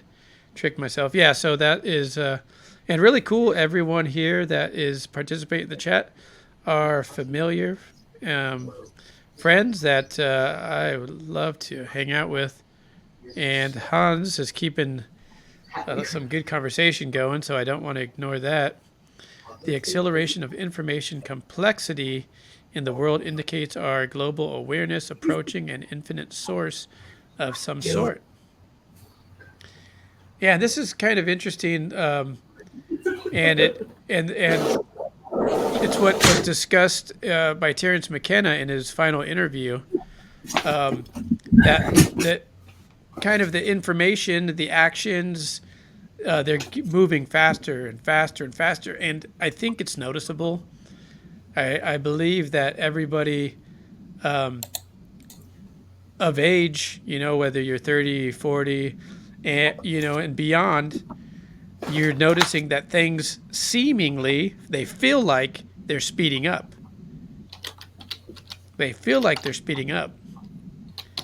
And you're learning how to grow quicker. So as you learn how to grow quicker, things accelerate. And then when we do that as a collective, things in the collective start to accelerate.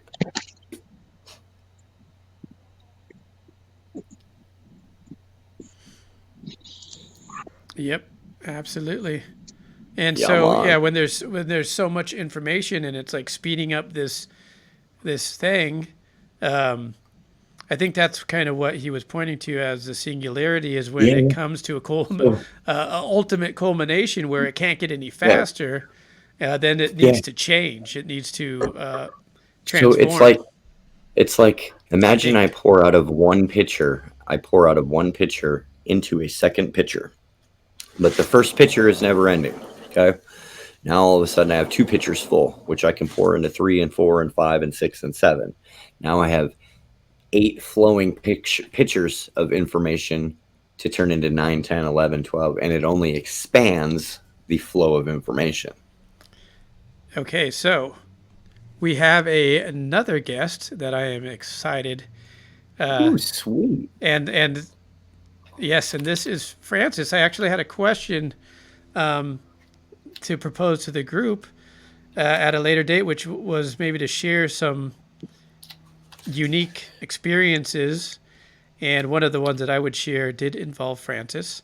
And we'll see if we get there or not because we like to go all over the place. I'm going to welcome you to the stage. Thank you so much. This is too exciting. Welcome. Hi. Hello. How are we doing? Pretty good. How are you? It's been a long time. It has been a long time, and the time has flown so damn fast. Yeah. Yeah, so I'm glad to connect, and I'm glad that you were available to jump on and say what's up. You missed Santiago, Oh, but you know we'll connect. We'll all connect yeah. and get together. And so you're filling in for him. No. I can't feel those shoes. Oh, you I are can't hear doing Francis. What do I do now? great. Okay, let me see. Can't hear Say you, something. Francis. Sorry. No problem. Is that on my end? No, I don't think so. It might be. You might need to go in and out again, Dad. Okay. All right. I learned how to do that, so I can do it. Woohoo! You're going to be professional at that very shortly. We're getting good at it. I'm here watching a mouse just hang out in my room, going back and forth. Doesn't seem to be worried about me being here. You almost had him this morning. I know, and I had a little tube I caught him in, but then the thing that I set out intentionally to trap him in the tube was too small, so it just went out the side. But it's all good. He's my little buddy right now. I'm going to catch him and release him somewhere else. There we go. Let's see. Francis, your screen just went black. I don't know. Sorry, that was me. Okay. Oh, it's cool. I We're can hear just you. because sometimes the network and all this does weird things. So sometimes you got to go in and go out if anything weird is going on. Now, would you mind if you feel comfortable, just kind of tell us a little bit about your journey and kind of what you do? Because I find it super cool, and I found my experience with you ultra cool. So I'm very excited about you being here and sharing your energy and your connection with Source. I like Yes. cool stuff. I am a Reiki practitioner, so I am an energy healer. Oh, So you if got you my don't know- attention. I'm a mute. So if you don't know what Reiki is or energy healing, I pretty much can go in. You know, energy is everything, and everything is energy, right? So when things happen to us, whether it's trauma from our childhood, stress from everyday work and family and bills and this and that, stress can change our energy. It can make our energy stagnant. It can, create blockages and all of that in us. And that's when we get depressed or insomnia or So it keeps our anxious, aura in a low state of in a vibration. very low state of vibration. Yes.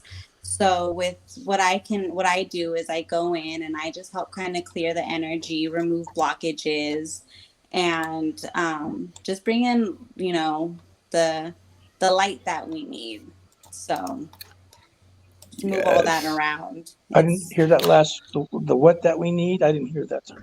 the light that we need Oh, okay. to just kind of help our energy move through our body, because our energy is constantly going. We're, it's supposed to be constantly flowing through, a free flow through us. And when we have those blockages and it becomes stuck, then, we it's hard to go day by day like that. Yeah. I read some Taoism stuff about 30 years ago, talking about that stuff, and I realized that I was kind of stuck in this anger place, and my liver started to screw up, Yeah. So, and that's a lot about in Taoism. It teaches you how to um, try to keep that circulating. You don't stay on one emotion, kind of thing or something. Right. I mean, even happiness. It's a funny thing, Right. but through the Taoists, I realized happiness is just another piece of that pie. You're happy.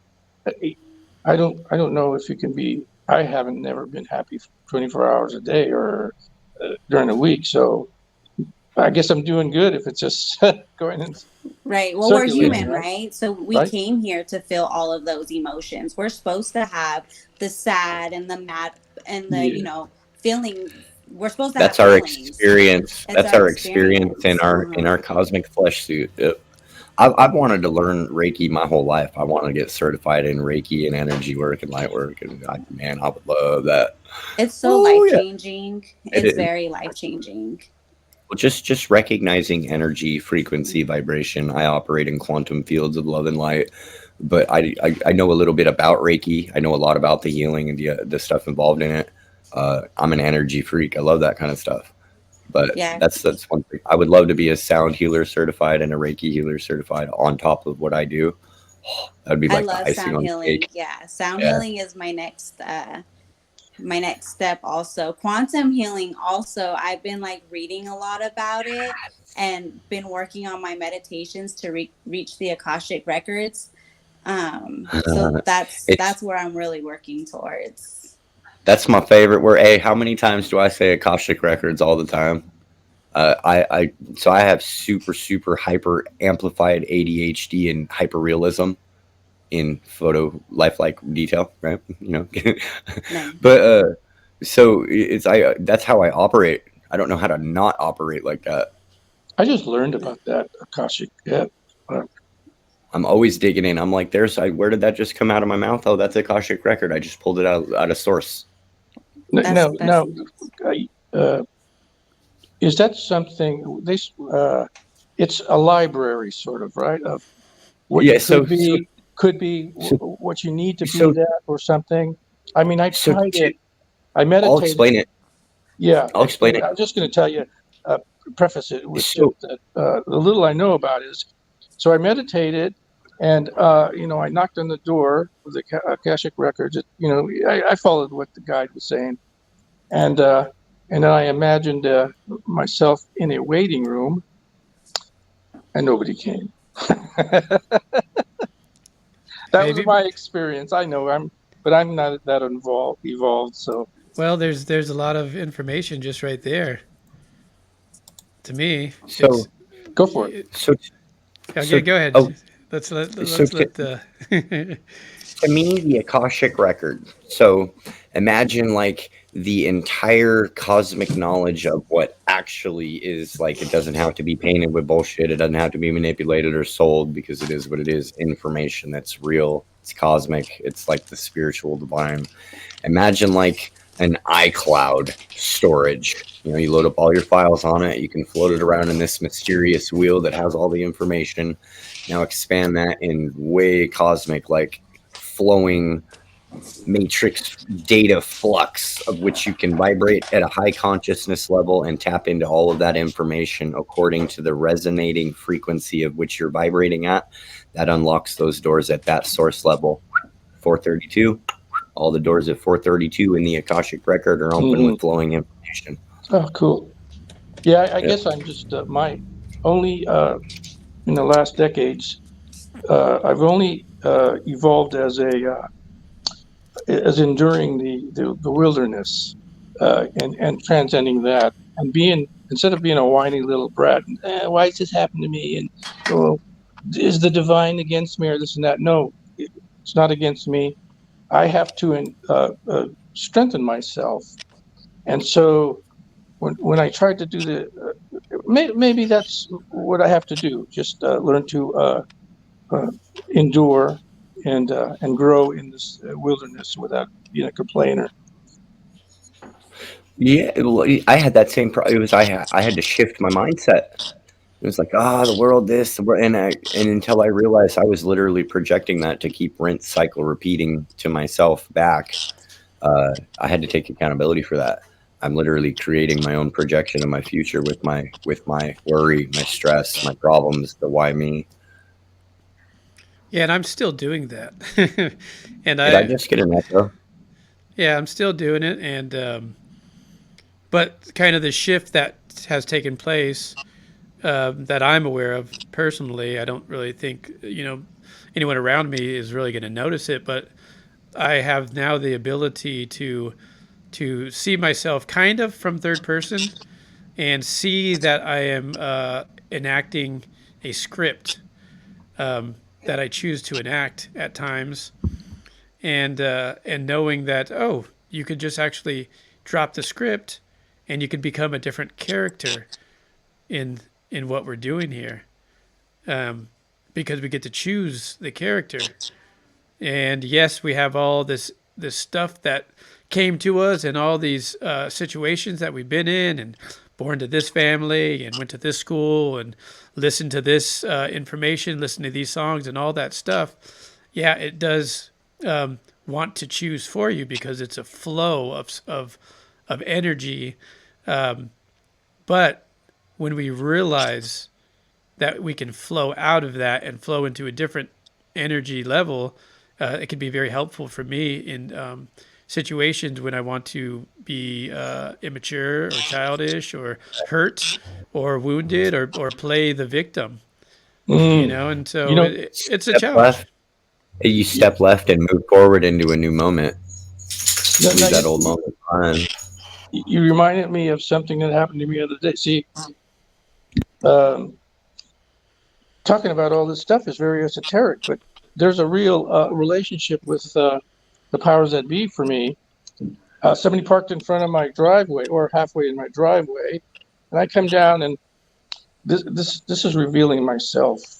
And so I look at this car and I go, Lord, rain down meteorites on this car and smash it to bits. And it's like, oh, is that? And I asked myself, why do you, why are you like that? And because inside, yeah, I'm like that. And yet, and here's what the divine says to me: Hank, park up the street. You ain't disabled, and walk down your freaking house, you dork. You know, that's how the powers be. That's my relations. They just tell me the truth about myself. Hey, I'm gonna refresh real quick and come back in. I'm getting my audio side. It's all doing Okay. its thing. There you go. So Francis, I was muting just to see where the feedback was coming from, but it sounds like it might be on your I side, think, maybe. yeah, I think so. Okay, I'm gonna refresh. but it sounds good right now, and I tried muting you, and I Oh, didn't get it from you. okay. So I Yeah, think it disappeared. we're sounding good. Yeah. Yeah, it So disappeared. yeah, I like what Hans is saying. I think we really like to believe that we're getting stronger, um, and I think there's a few different things that could potentially happen. I think some of us get a lot better at numbing ourselves. There's a whole book, and I haven't read it, so I don't have any understanding of it. But there's a book called The Art of Not Giving an F. Mm. Actually, I was a practitioner of that art for many years of my life, and it wasn't the answer.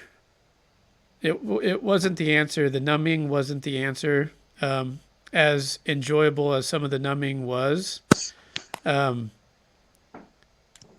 Again, this is just my personal perspective. The challenge was and is to listen to myself, to fully listen to the beautiful angles of me and the not so beautiful angles, the monsters within and get to understand and then actually let them merge into what I really am. I think that's a bit of a challenge, and maybe it's a little. I know you've been reading the Red Book, and I think it that kind of painting has some reality in my own experience. That's like our shadow self, right? I think a lot of us, in while we're growing and we're on this journey, the spiritual journey, I think a lot of us get held back with the, well, I still feel like this. Like, why do I still get, irritated, or why do I still do this, and that? And if we can't embrace our shadow self and become one with that, it almost makes us, it's almost like we get that imposter syndrome. Well, I'm not good enough because I still do this. Like, no, you gotta, Self-sabotage. right.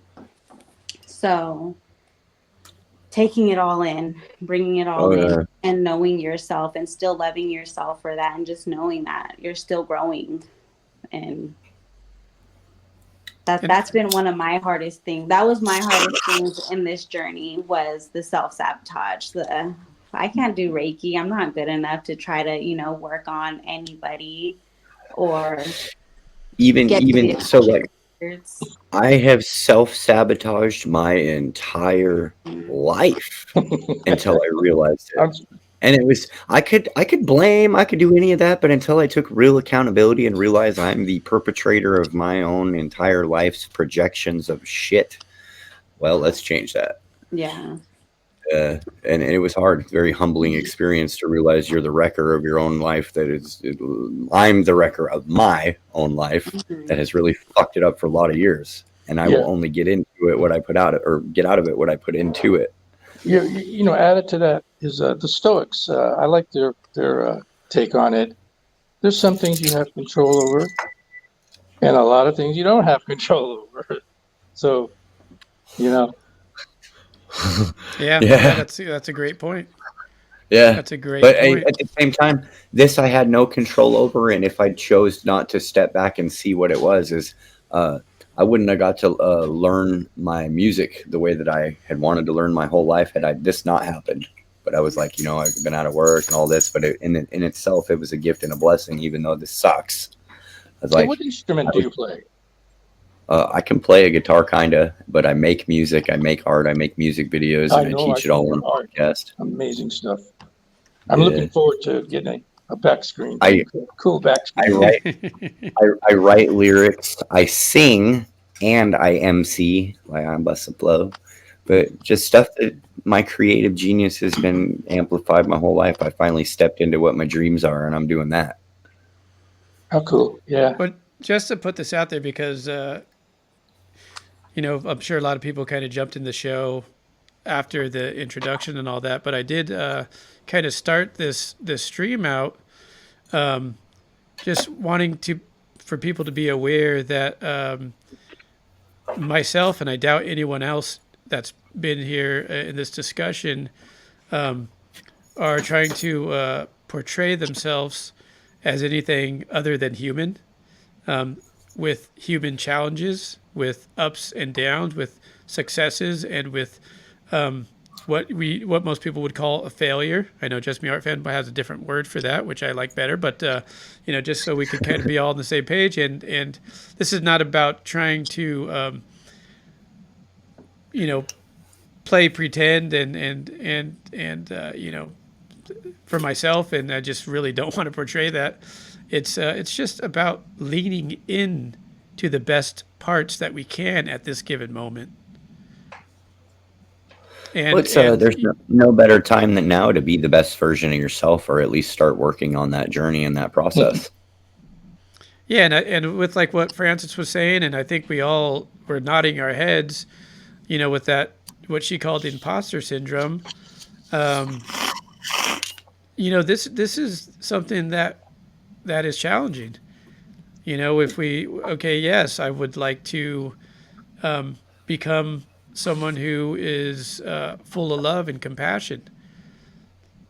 I'm not now. That's what I'm saying. I would like to be. I would like to take those steps, and it's a journey. I would like to, if I was serious about this and I said I'd like to become a master guitar player, well, I have to pick up the guitar and play it. I got to play bad probably for many many years before So I can do anything that's going to be enjoyable to your guys' ears, unless you're just really like my kind. art, like my art and my videos and my music, it was like I've watched what it has grown to from starting, and in 6 months' time, every day doing what I love to do. If you love playing the guitar, play it every day. And imagine how much better you'll be in 6 months just by literally showing up for yourself and doing what your heart space loves to do. And eventually it will bring you to a point where your dreams are now creating your reality in a beneficial way. That's positive, win win, love, light, the whole thing in your own creative genius. You read what Hans says there. There are also many things we think we don't have control over, but we actually do. And Be that accountable. yeah, huh? I think It's he's to kind of be, referring yeah, to that Stoic thing that yeah. there's some things we have control over and things we don't have control over. And I think he's Oh, yeah. exactly right. Is the reason why I'm lost in the wilderness. Well, Happily, though. I think this Happily is these days, lost in the wilderness. I took over accountability for everything in my life. Being adopted, it was like, I had a bad, rough upbringing, but it was like at some point I took myself back and I was like, we were three kids dumped onto a family that didn't ask for it, but did the best that they could. So I was like, I took full accountability, like getting treated like shit as a kid, all that, all my traumas. I was like, everything, I owned all of it. I was like, they did the best that they could. My angle of perception when I was a kid was like, this shit's fucked up. It's bad. It ain't right. But then looking back at it as I got older, I was like, it was a blessing that I had a place to be, Yeah, that got me here. yeah. So grateful for the entire journey, all the ups and downs, because what it did is lead me to the point where the universe will test you to see if you're really ready, and it won't give it to you until it knows you are. oops. Yeah, oh, you're muted still. Oh, sorry. I just said very true. Yeah, this is something that's something interesting that had taken place because going through my life, I have always had this need to heal or this desire to heal, and I think we talked about a lot of the things that I was my own prisoner. My mind was not my friend. My ego was not my friend. It made me want to see myself in a way that wasn't me. And and so kind of doing the opposite of what Just Me Art Fan was saying. I was actually going the opposite route for quite where I was wanting to blame What people if that's the real? who What if did that's nothing but love me for dude? and I just I it's a just had very an strange idea. thing. Yeah. I just had a really weird idea. Okay, so all of this stuff that blocks us in our journeys from finding our divine spirituality, I mean, it all has purpose and stuff, but what if that is the infiltrated AI, but it's not a computer AI, it's of the mind and of the construct of the plane that we live in? Yep. Whoa, I'm I I got crazy. I could get with that idea Quit saying because that stuff. My head's gonna explode. I think I think I had this question already ready. If we project it into our reality, Does so then it project makes it yeah. so then it kind of in a sense we are living in the program simulated of the matrix, but when we realize we break the constructs, all of a sudden we can load our own programs. Like, oh shit, I know kung fu. I didn't even know I knew kung fu. Damn, that was cool. Let's do that again. I've always kind of believed, well, not always, I guess more, growing, I kind of started to not necessarily believe. I try to not like believe in any one thing, but, coming here and having gone through what I did, it was almost a generational, so many generations before me have been raped or molested, including, my dad, my grandparents. My dad came from that. My grandma came from that. It was a big thing. And I almost felt also coming into it was that we almost like the soul contract, Do you feel do you feel like you are here in this timeline to be the chink in the chain of the curses and the bonds of which has afflicted our generations for eons and eons of time? We are here conscious and aware so we can be the change of that for the future generations. For my future generations, I do feel like I came to break that curse and bondage that Yep. was, because Same. it was everywhere. So I feel like for my kids and my, for our future generations, that's done. I was the first one to speak out on it.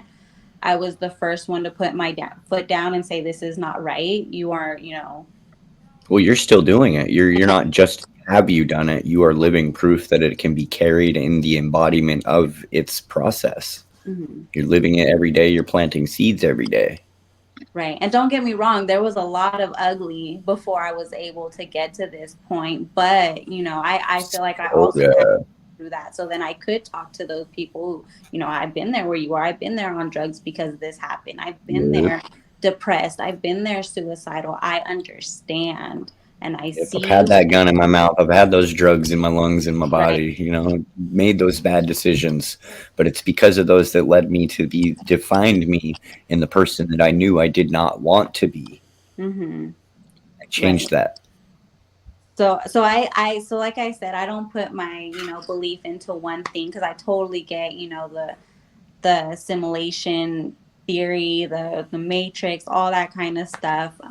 But I kind of have just a strong feeling we come here knowing what we're going to go through, and it's up to us to cut those contracts, to cancel those bonds, to do what we have to do spiritually so it doesn't go into our next lives and into our future generations, Yep. the next generations for our own family. I believe you are absolutely right. So we live in a state of affirmation where we are making affirmations to project our reality in the now for the future of tomorrow. Right. Yeah, this is like such a higher level of acceptance and accepting responsibility. Um, Oh yeah. and it's very challenging. Again, and just speaking for myself is, when we see the negativity of the world, and which for me is generally it has to come uh, from I have to believe what I see on television or what I see on a video or what I you know Projected programming. or what somebody told me. Yeah. But when we and again, people see it firsthand. It's just not my personal experience.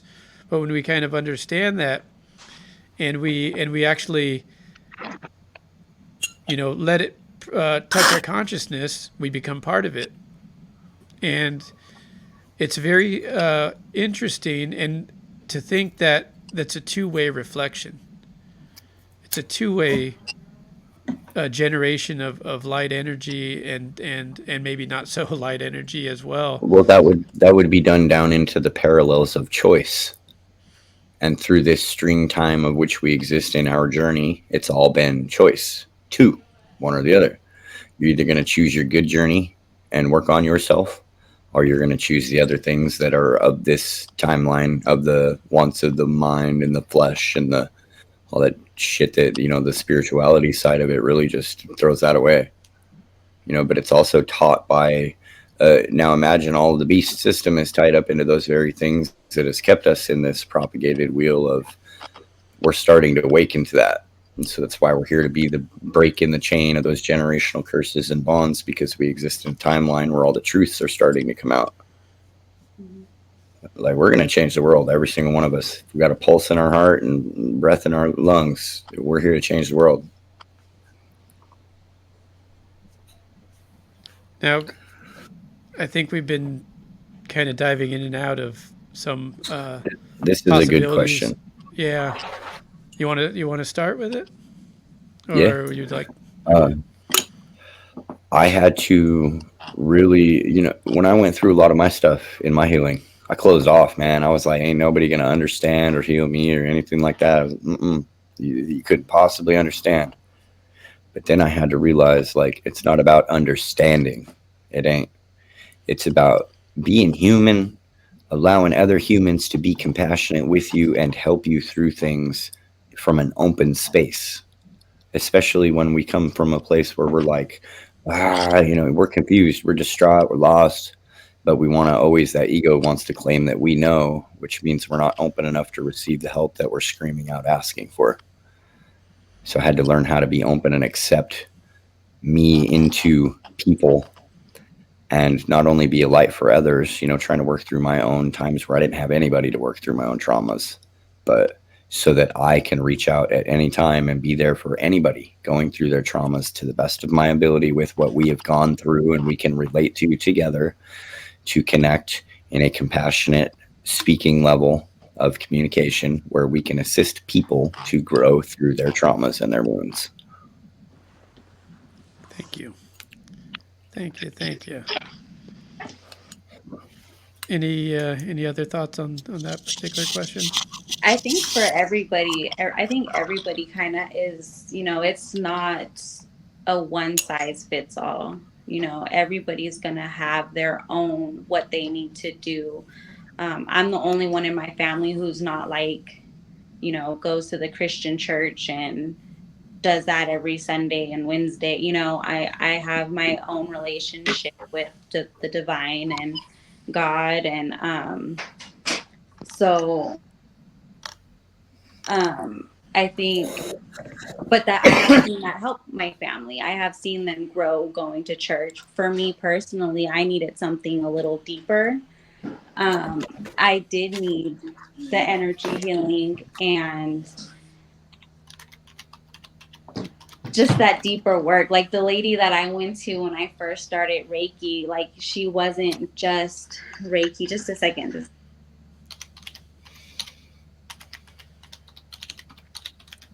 It wasn't just, she wasn't just Reiki. She was,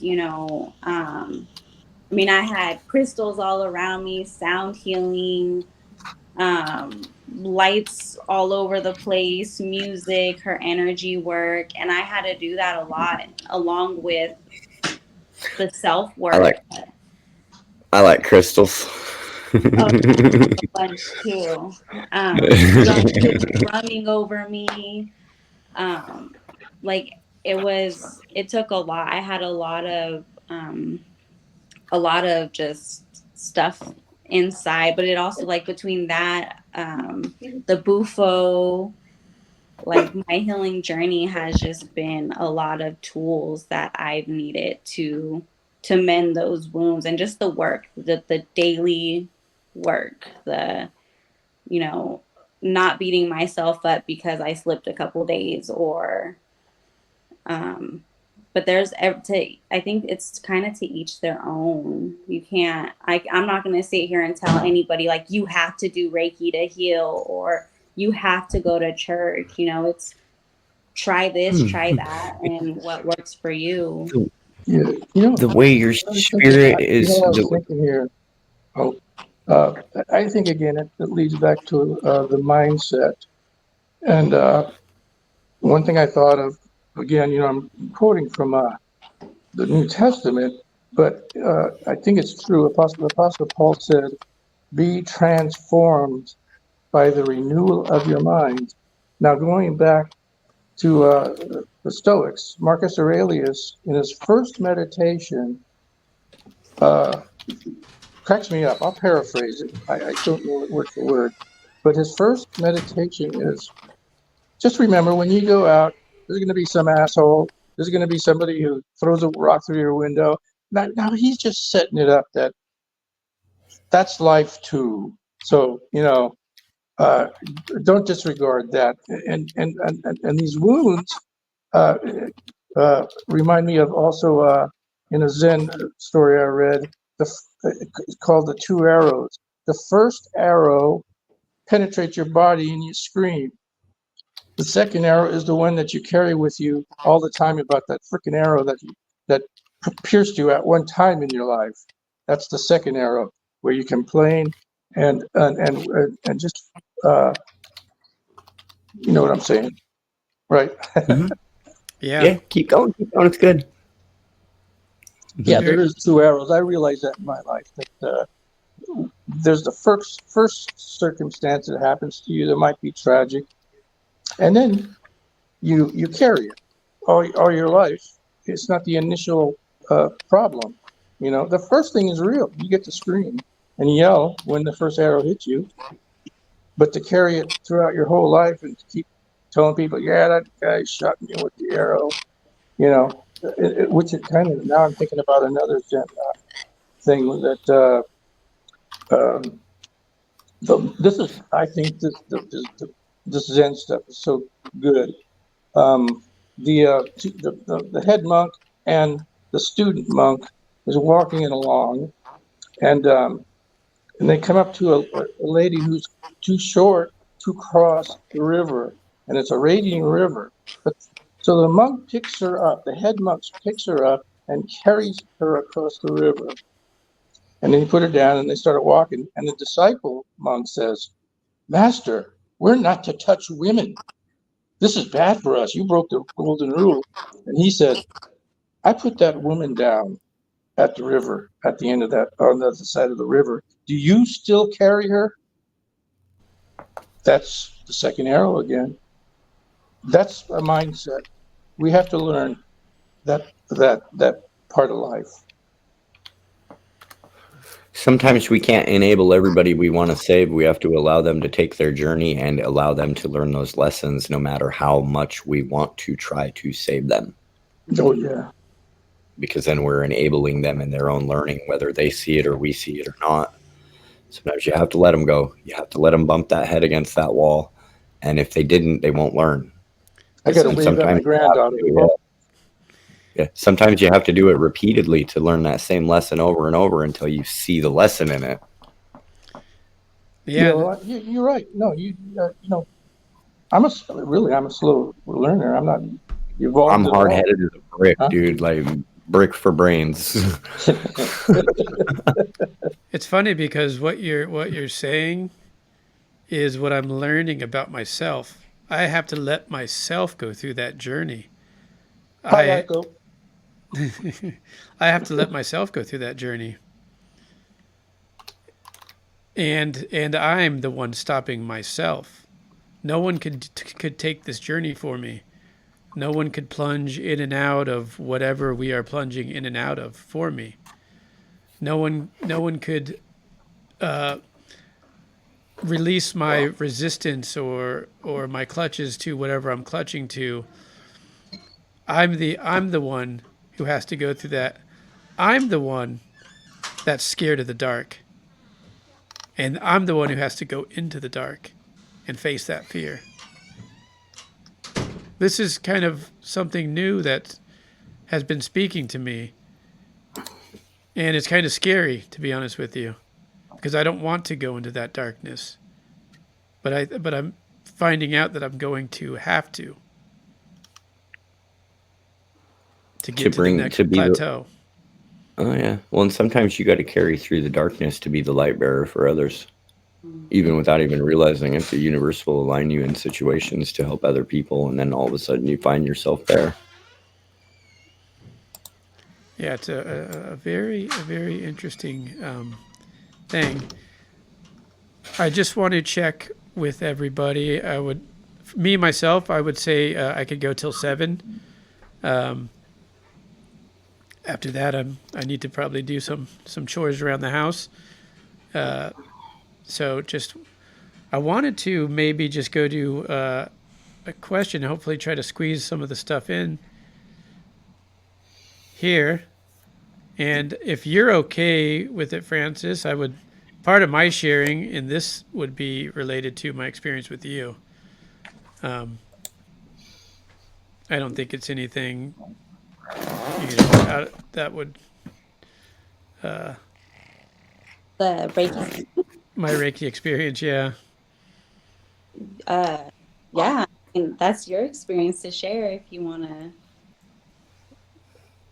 to share it, or did you want? Yeah, no, I just wanted to be sure, just since you're here and we're both Go ahead. involved. But just to kind of go back, because Hans, he's a very, very great mind. I love to that he's here commenting, We and thank talked you. we talked about this question the other day on one of the panels. It was the hero's journey is not something that we chose into. It is more or less cast upon us, but we allow it to happen because we choose into the light of which is our path in it. Yeah, yeah. So it's I lost my train of thought, and I apologize. Oh, You're maybe still. it will come back.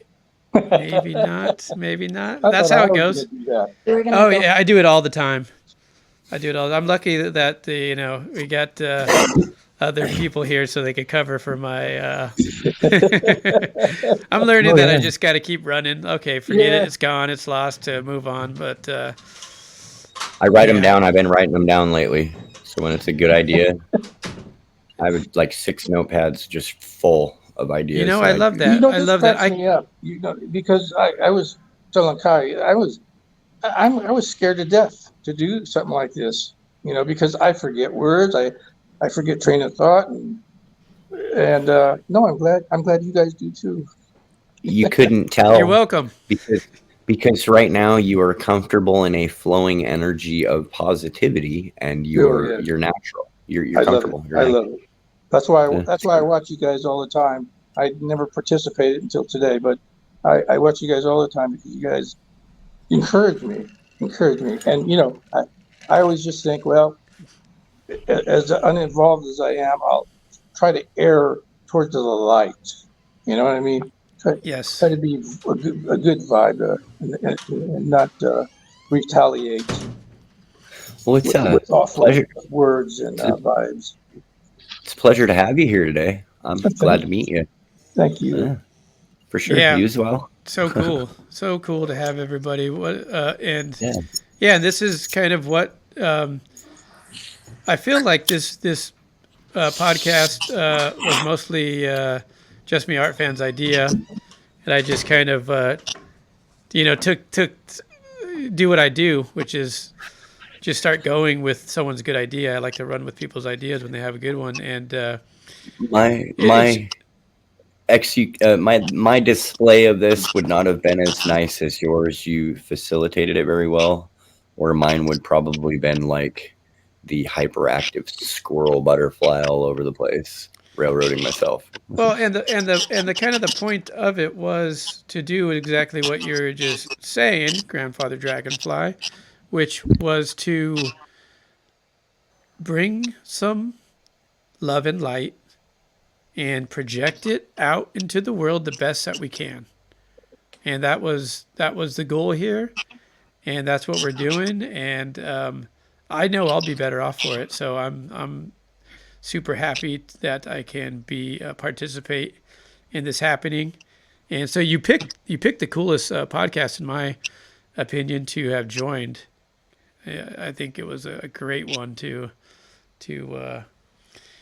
and actually to work with the type of information and the type of studying that you have done throughout the years. So I think it also goes quite well with that. And I'm happy to have a father that was also acted as my guide and teacher on this path. So I was very fortunate because my the my own mental prison became very much overwhelming, and I was happy to have a source that could provide me towards helpful and useful knowledge and information, and now share what I can when I can, and keep working through. And I feel like from here to there, I've made leaps and bounds, but from last year to here, it's just like a centimeter.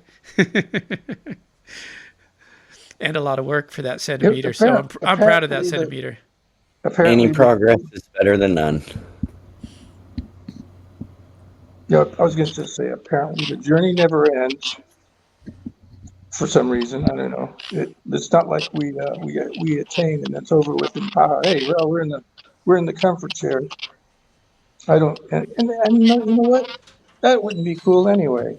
You know, I just feel like all these hardships and things that we go through. Uh, it's like what's that word?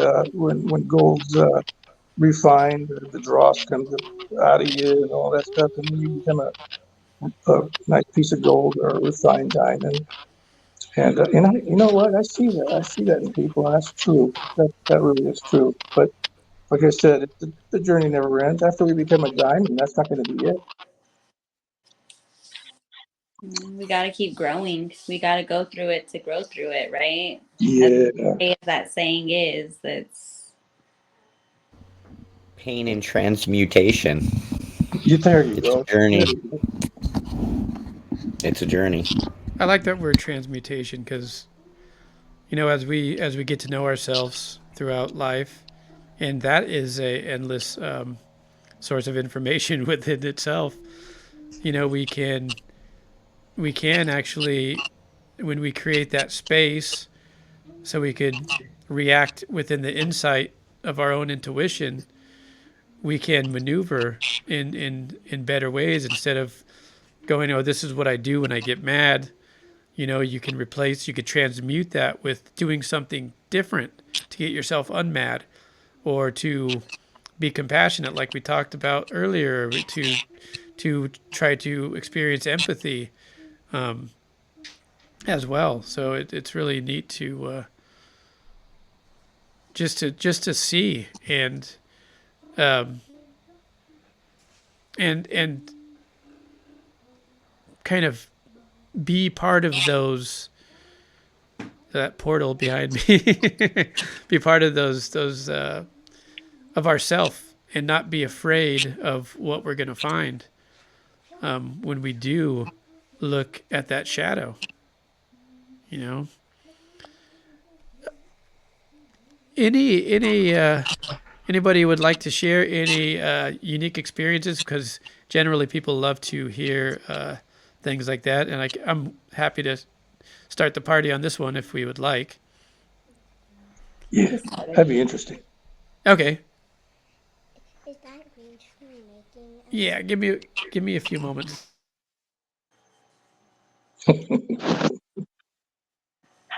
Oh man, I've got to walk around. Oh, Uh, so yeah, so when I met Francis, it was during we got a bunch of people together, and it was quite cool, and we sat silently, and I say quote unquote meditation, but we were just kind of with ourselves together as a group, and it was very nice, and she told me what she did, and I had really no basis of understanding of what it meant. I was under the guise that Reiki was like some type of massage technique, and yeah, seriously.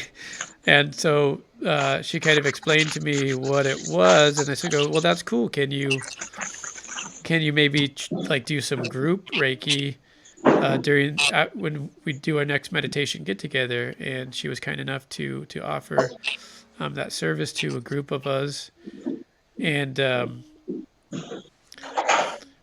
and I was particularly interested how my brother experienced it, and where he felt these pushes and pulls of energy, and about how I felt this strange movement in my stomach area. And Francis later explained, yeah, I was moving some energy there, and I was hanging a crystal or a rock, a stone, I believe, over your stomach area. And again, I kind of, going into this, I didn't know what to expect. I think a lot of us might think things that we don't understand might come from someone else's imagination, right? And I just didn't know. And so later down the road, maybe a little bit after that, I went to Francis's studio, and she was going to do some more Reiki work on me. And as I kind of settled into the space, which wasn't necessarily the space of the room, but it was the hall of miracles within, I would say. There was this, and I'm going to, the story is pretty short. So the there was a voice that came to me and it asked me, "Do you know what it's like to become a butterfly?" And Are you getting a lot of feedback yeah, in the audio? yeah, a lot.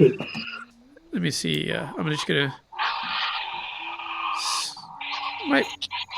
Yeah, still there. Okay, it sounds like it's coming from. It From. stopped. Okay, it's yours. Nope. I'm gonna mute you for a second, Dad, just while I finish up the story, and then I'll unmute. And she finished. She would continued with this process. She was doing this process, and there was other accents in this experience that I could touch on, but I'm going to do my best not to, because then the story just keeps going. And she, when she was complete, she said, "How do you feel?" And I go, "Yeah, I had this strange voice come to me and said, what was it like? Do you know what it's like to become a butterfly?" And she reaches into something like this, like a bowl of crystals and rocks and stuff, and she pulls out a butterfly, and she said, "I was called to use this on you." And the experience alone, without that confirmation, was abundant. Was so abundant, but with the synchronicity involved, it was a very loud and clear piece of information. And so so that sound is still coming through a little bit, but it's all good. Oh, there we go. Here, let me make you big for a second. Here, let's go. This was the crystal that I had on your throat. That's cool. Yeah, it was so cool. And I've been having and one of the things that kind of that goes back to is this chrysalis experience, this changing of form that to me is been communicated to me in more than a few ways at this point. The butterfly was one, and there's other experiences that relayed the same information to me in through other intelligences, to other ways of getting to that intelligence. Yeah,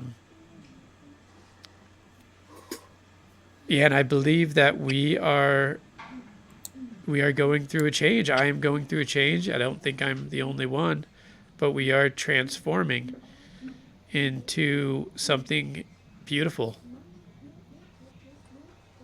And I'll leave that as my story. I like that. Thank you. Yeah, I think when it comes to Reiki, a spiritual event, if I could share the last session I had done for me, I actually had like a rebirth moment. Well, while I was in like the meditation, I had this feeling where I was back in the womb. Like if I felt like I was in just this almost like a ball, I don't know, but I felt like I knew in my heart that I was connected to my mom again. and that's where I was. And I had this feeling then of going into like being underwater. And while I was underwater, my dad was there, and my dad passed 14 years ago. So my dad was there, and he put his forehead on. He didn't speak to me, but he put his forehead to my forehead, and it was just this moment of, everything that I needed to tell him and everything he needed to tell him was just transferred between us. Um, and then from there, I was on a beach to seeing like a woman walk towards me, which I didn't know who it was at the time, but later on, I think I kind of figured out it was me coming back to me. But in that Reiki session, it was a long Reiki session, but like it felt like it was only an hour, but it felt like a 4-hour session. Like I was just in this whole other place, and that was something I also really needed. And for Reiki, I think because I have done a lot of like mushrooms, I've experienced Bufo. It's easier for me to have these like visual meditations. So it's definitely not like that.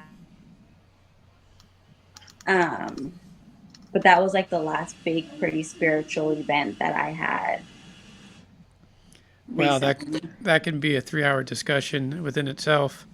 It's a lot, a lot of beautiful and amazing things to be able to connect to in such a way. And I'm Yeah, very cool. happy for you. What a beautiful thing. Thank you. That's why I love Reiki. Why I love earth medicine, plant medicine. Just You know what? I My love plant medicine. So my aunt, we do weed cream, and we do it with like the shea butter, the lavender. We put usnea in it, dandelion root in it. I mean, like we make tinctures. We like doing all that cool stuff. just speaking of that kind of experience, that was the first thing that ever happened to me. I was 16 years old or 17.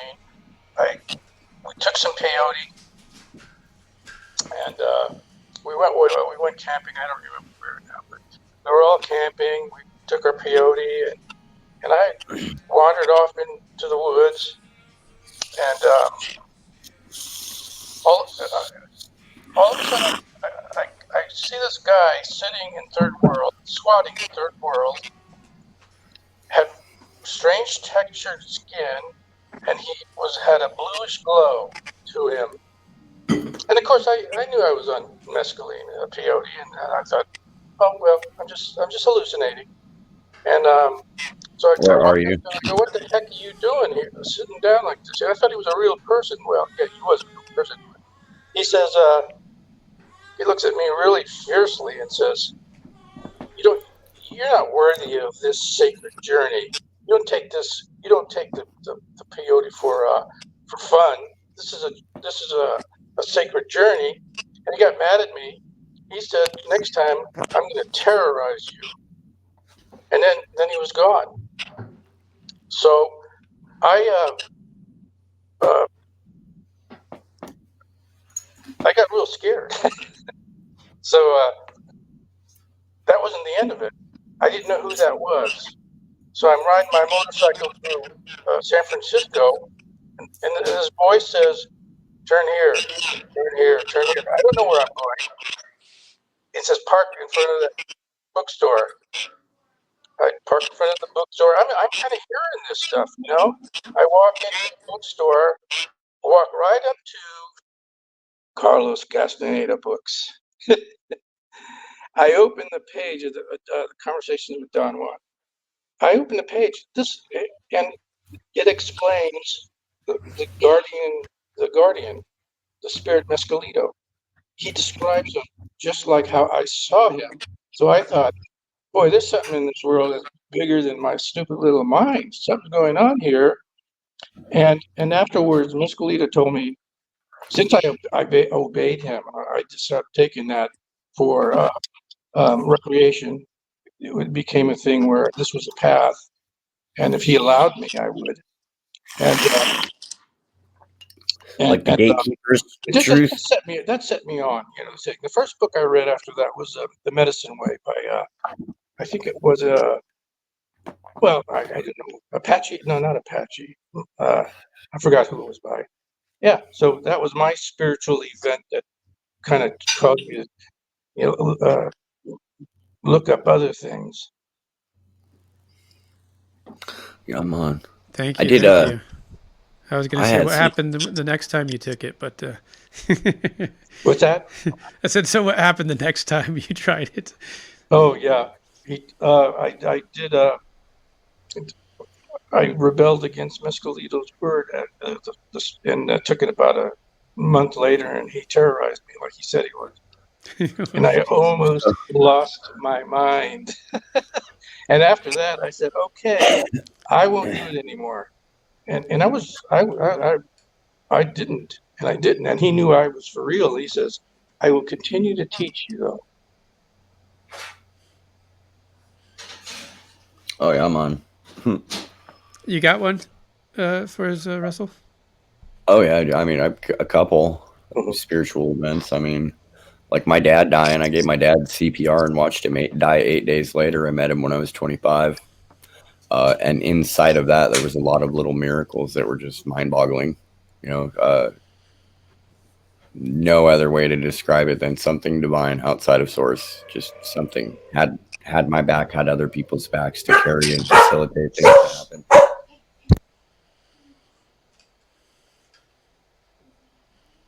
Doggy wants some love, huh?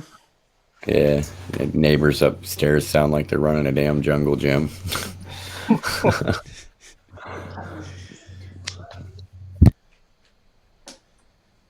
Cool. Was there anything else that you wanted to share on that front, or Yeah, I did DMT once. That was pretty prevalent. I didn't get to astral travel, but the CIA's had documentation where they could do DMT, realize that they could talk to things on the inside, and then do it in multiple groups of people, lots of them, and then oh hey, we all can see the same shit that we're all seeing. We all went in together. DMT.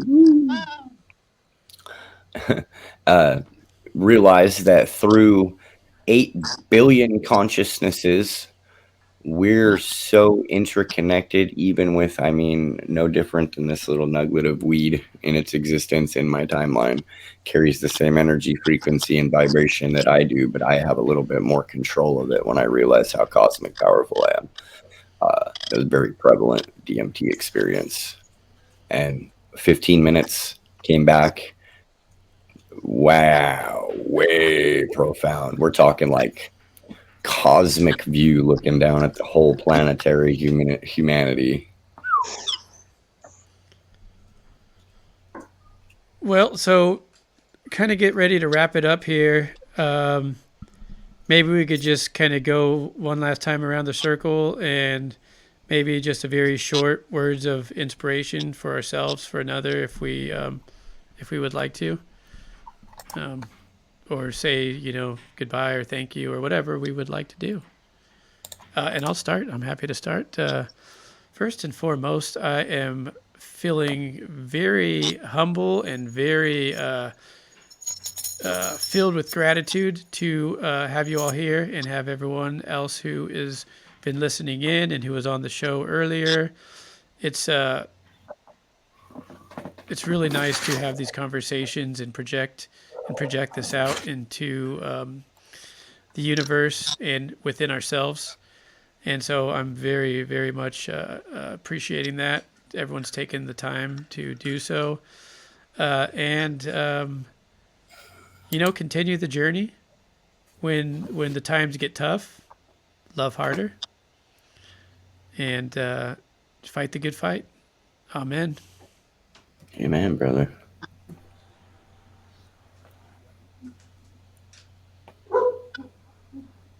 Um,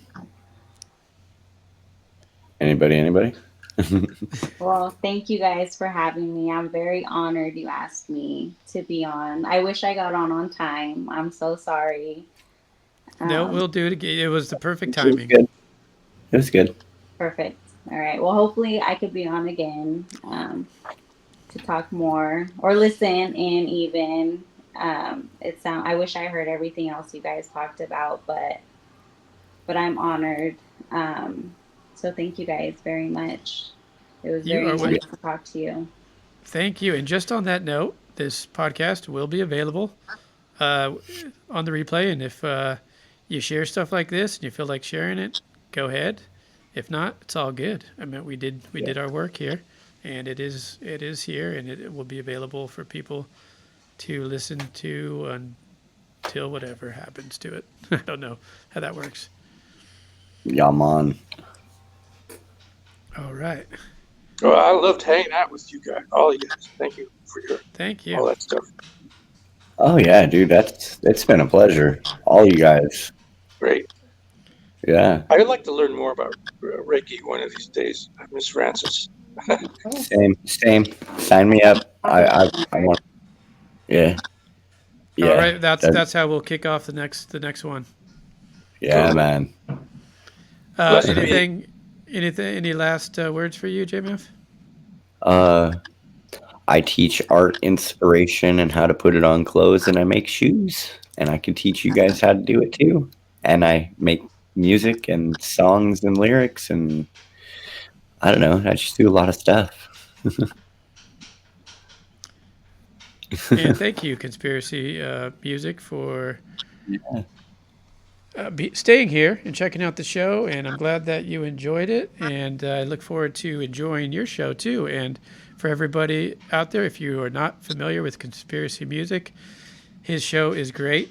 He brings good. music that I like been dreaming of finding because I don't know where to go. Like my little echo chamber is very small. So check out his show. It's freaking cool. And Is it on YouTube or it's on YouTube and it's on Rumble. Rumble. So right Rumble? now we're streaming on Rumble and YouTube.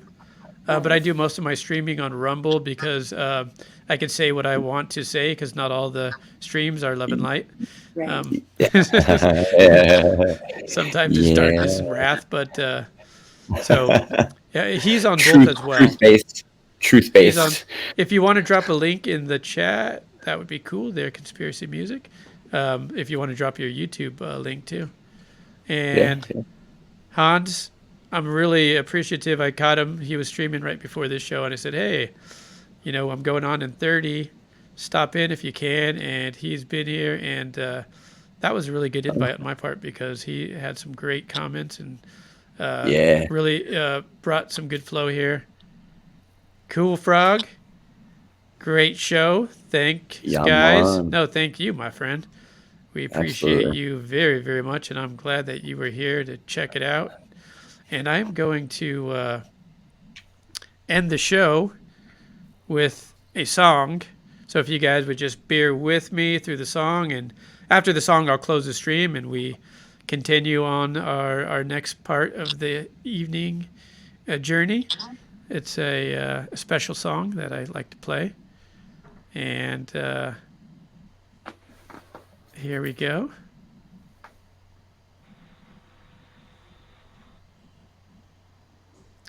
And I'm going to mute everybody when I play the song. So thanks again. Really appreciate everybody so much.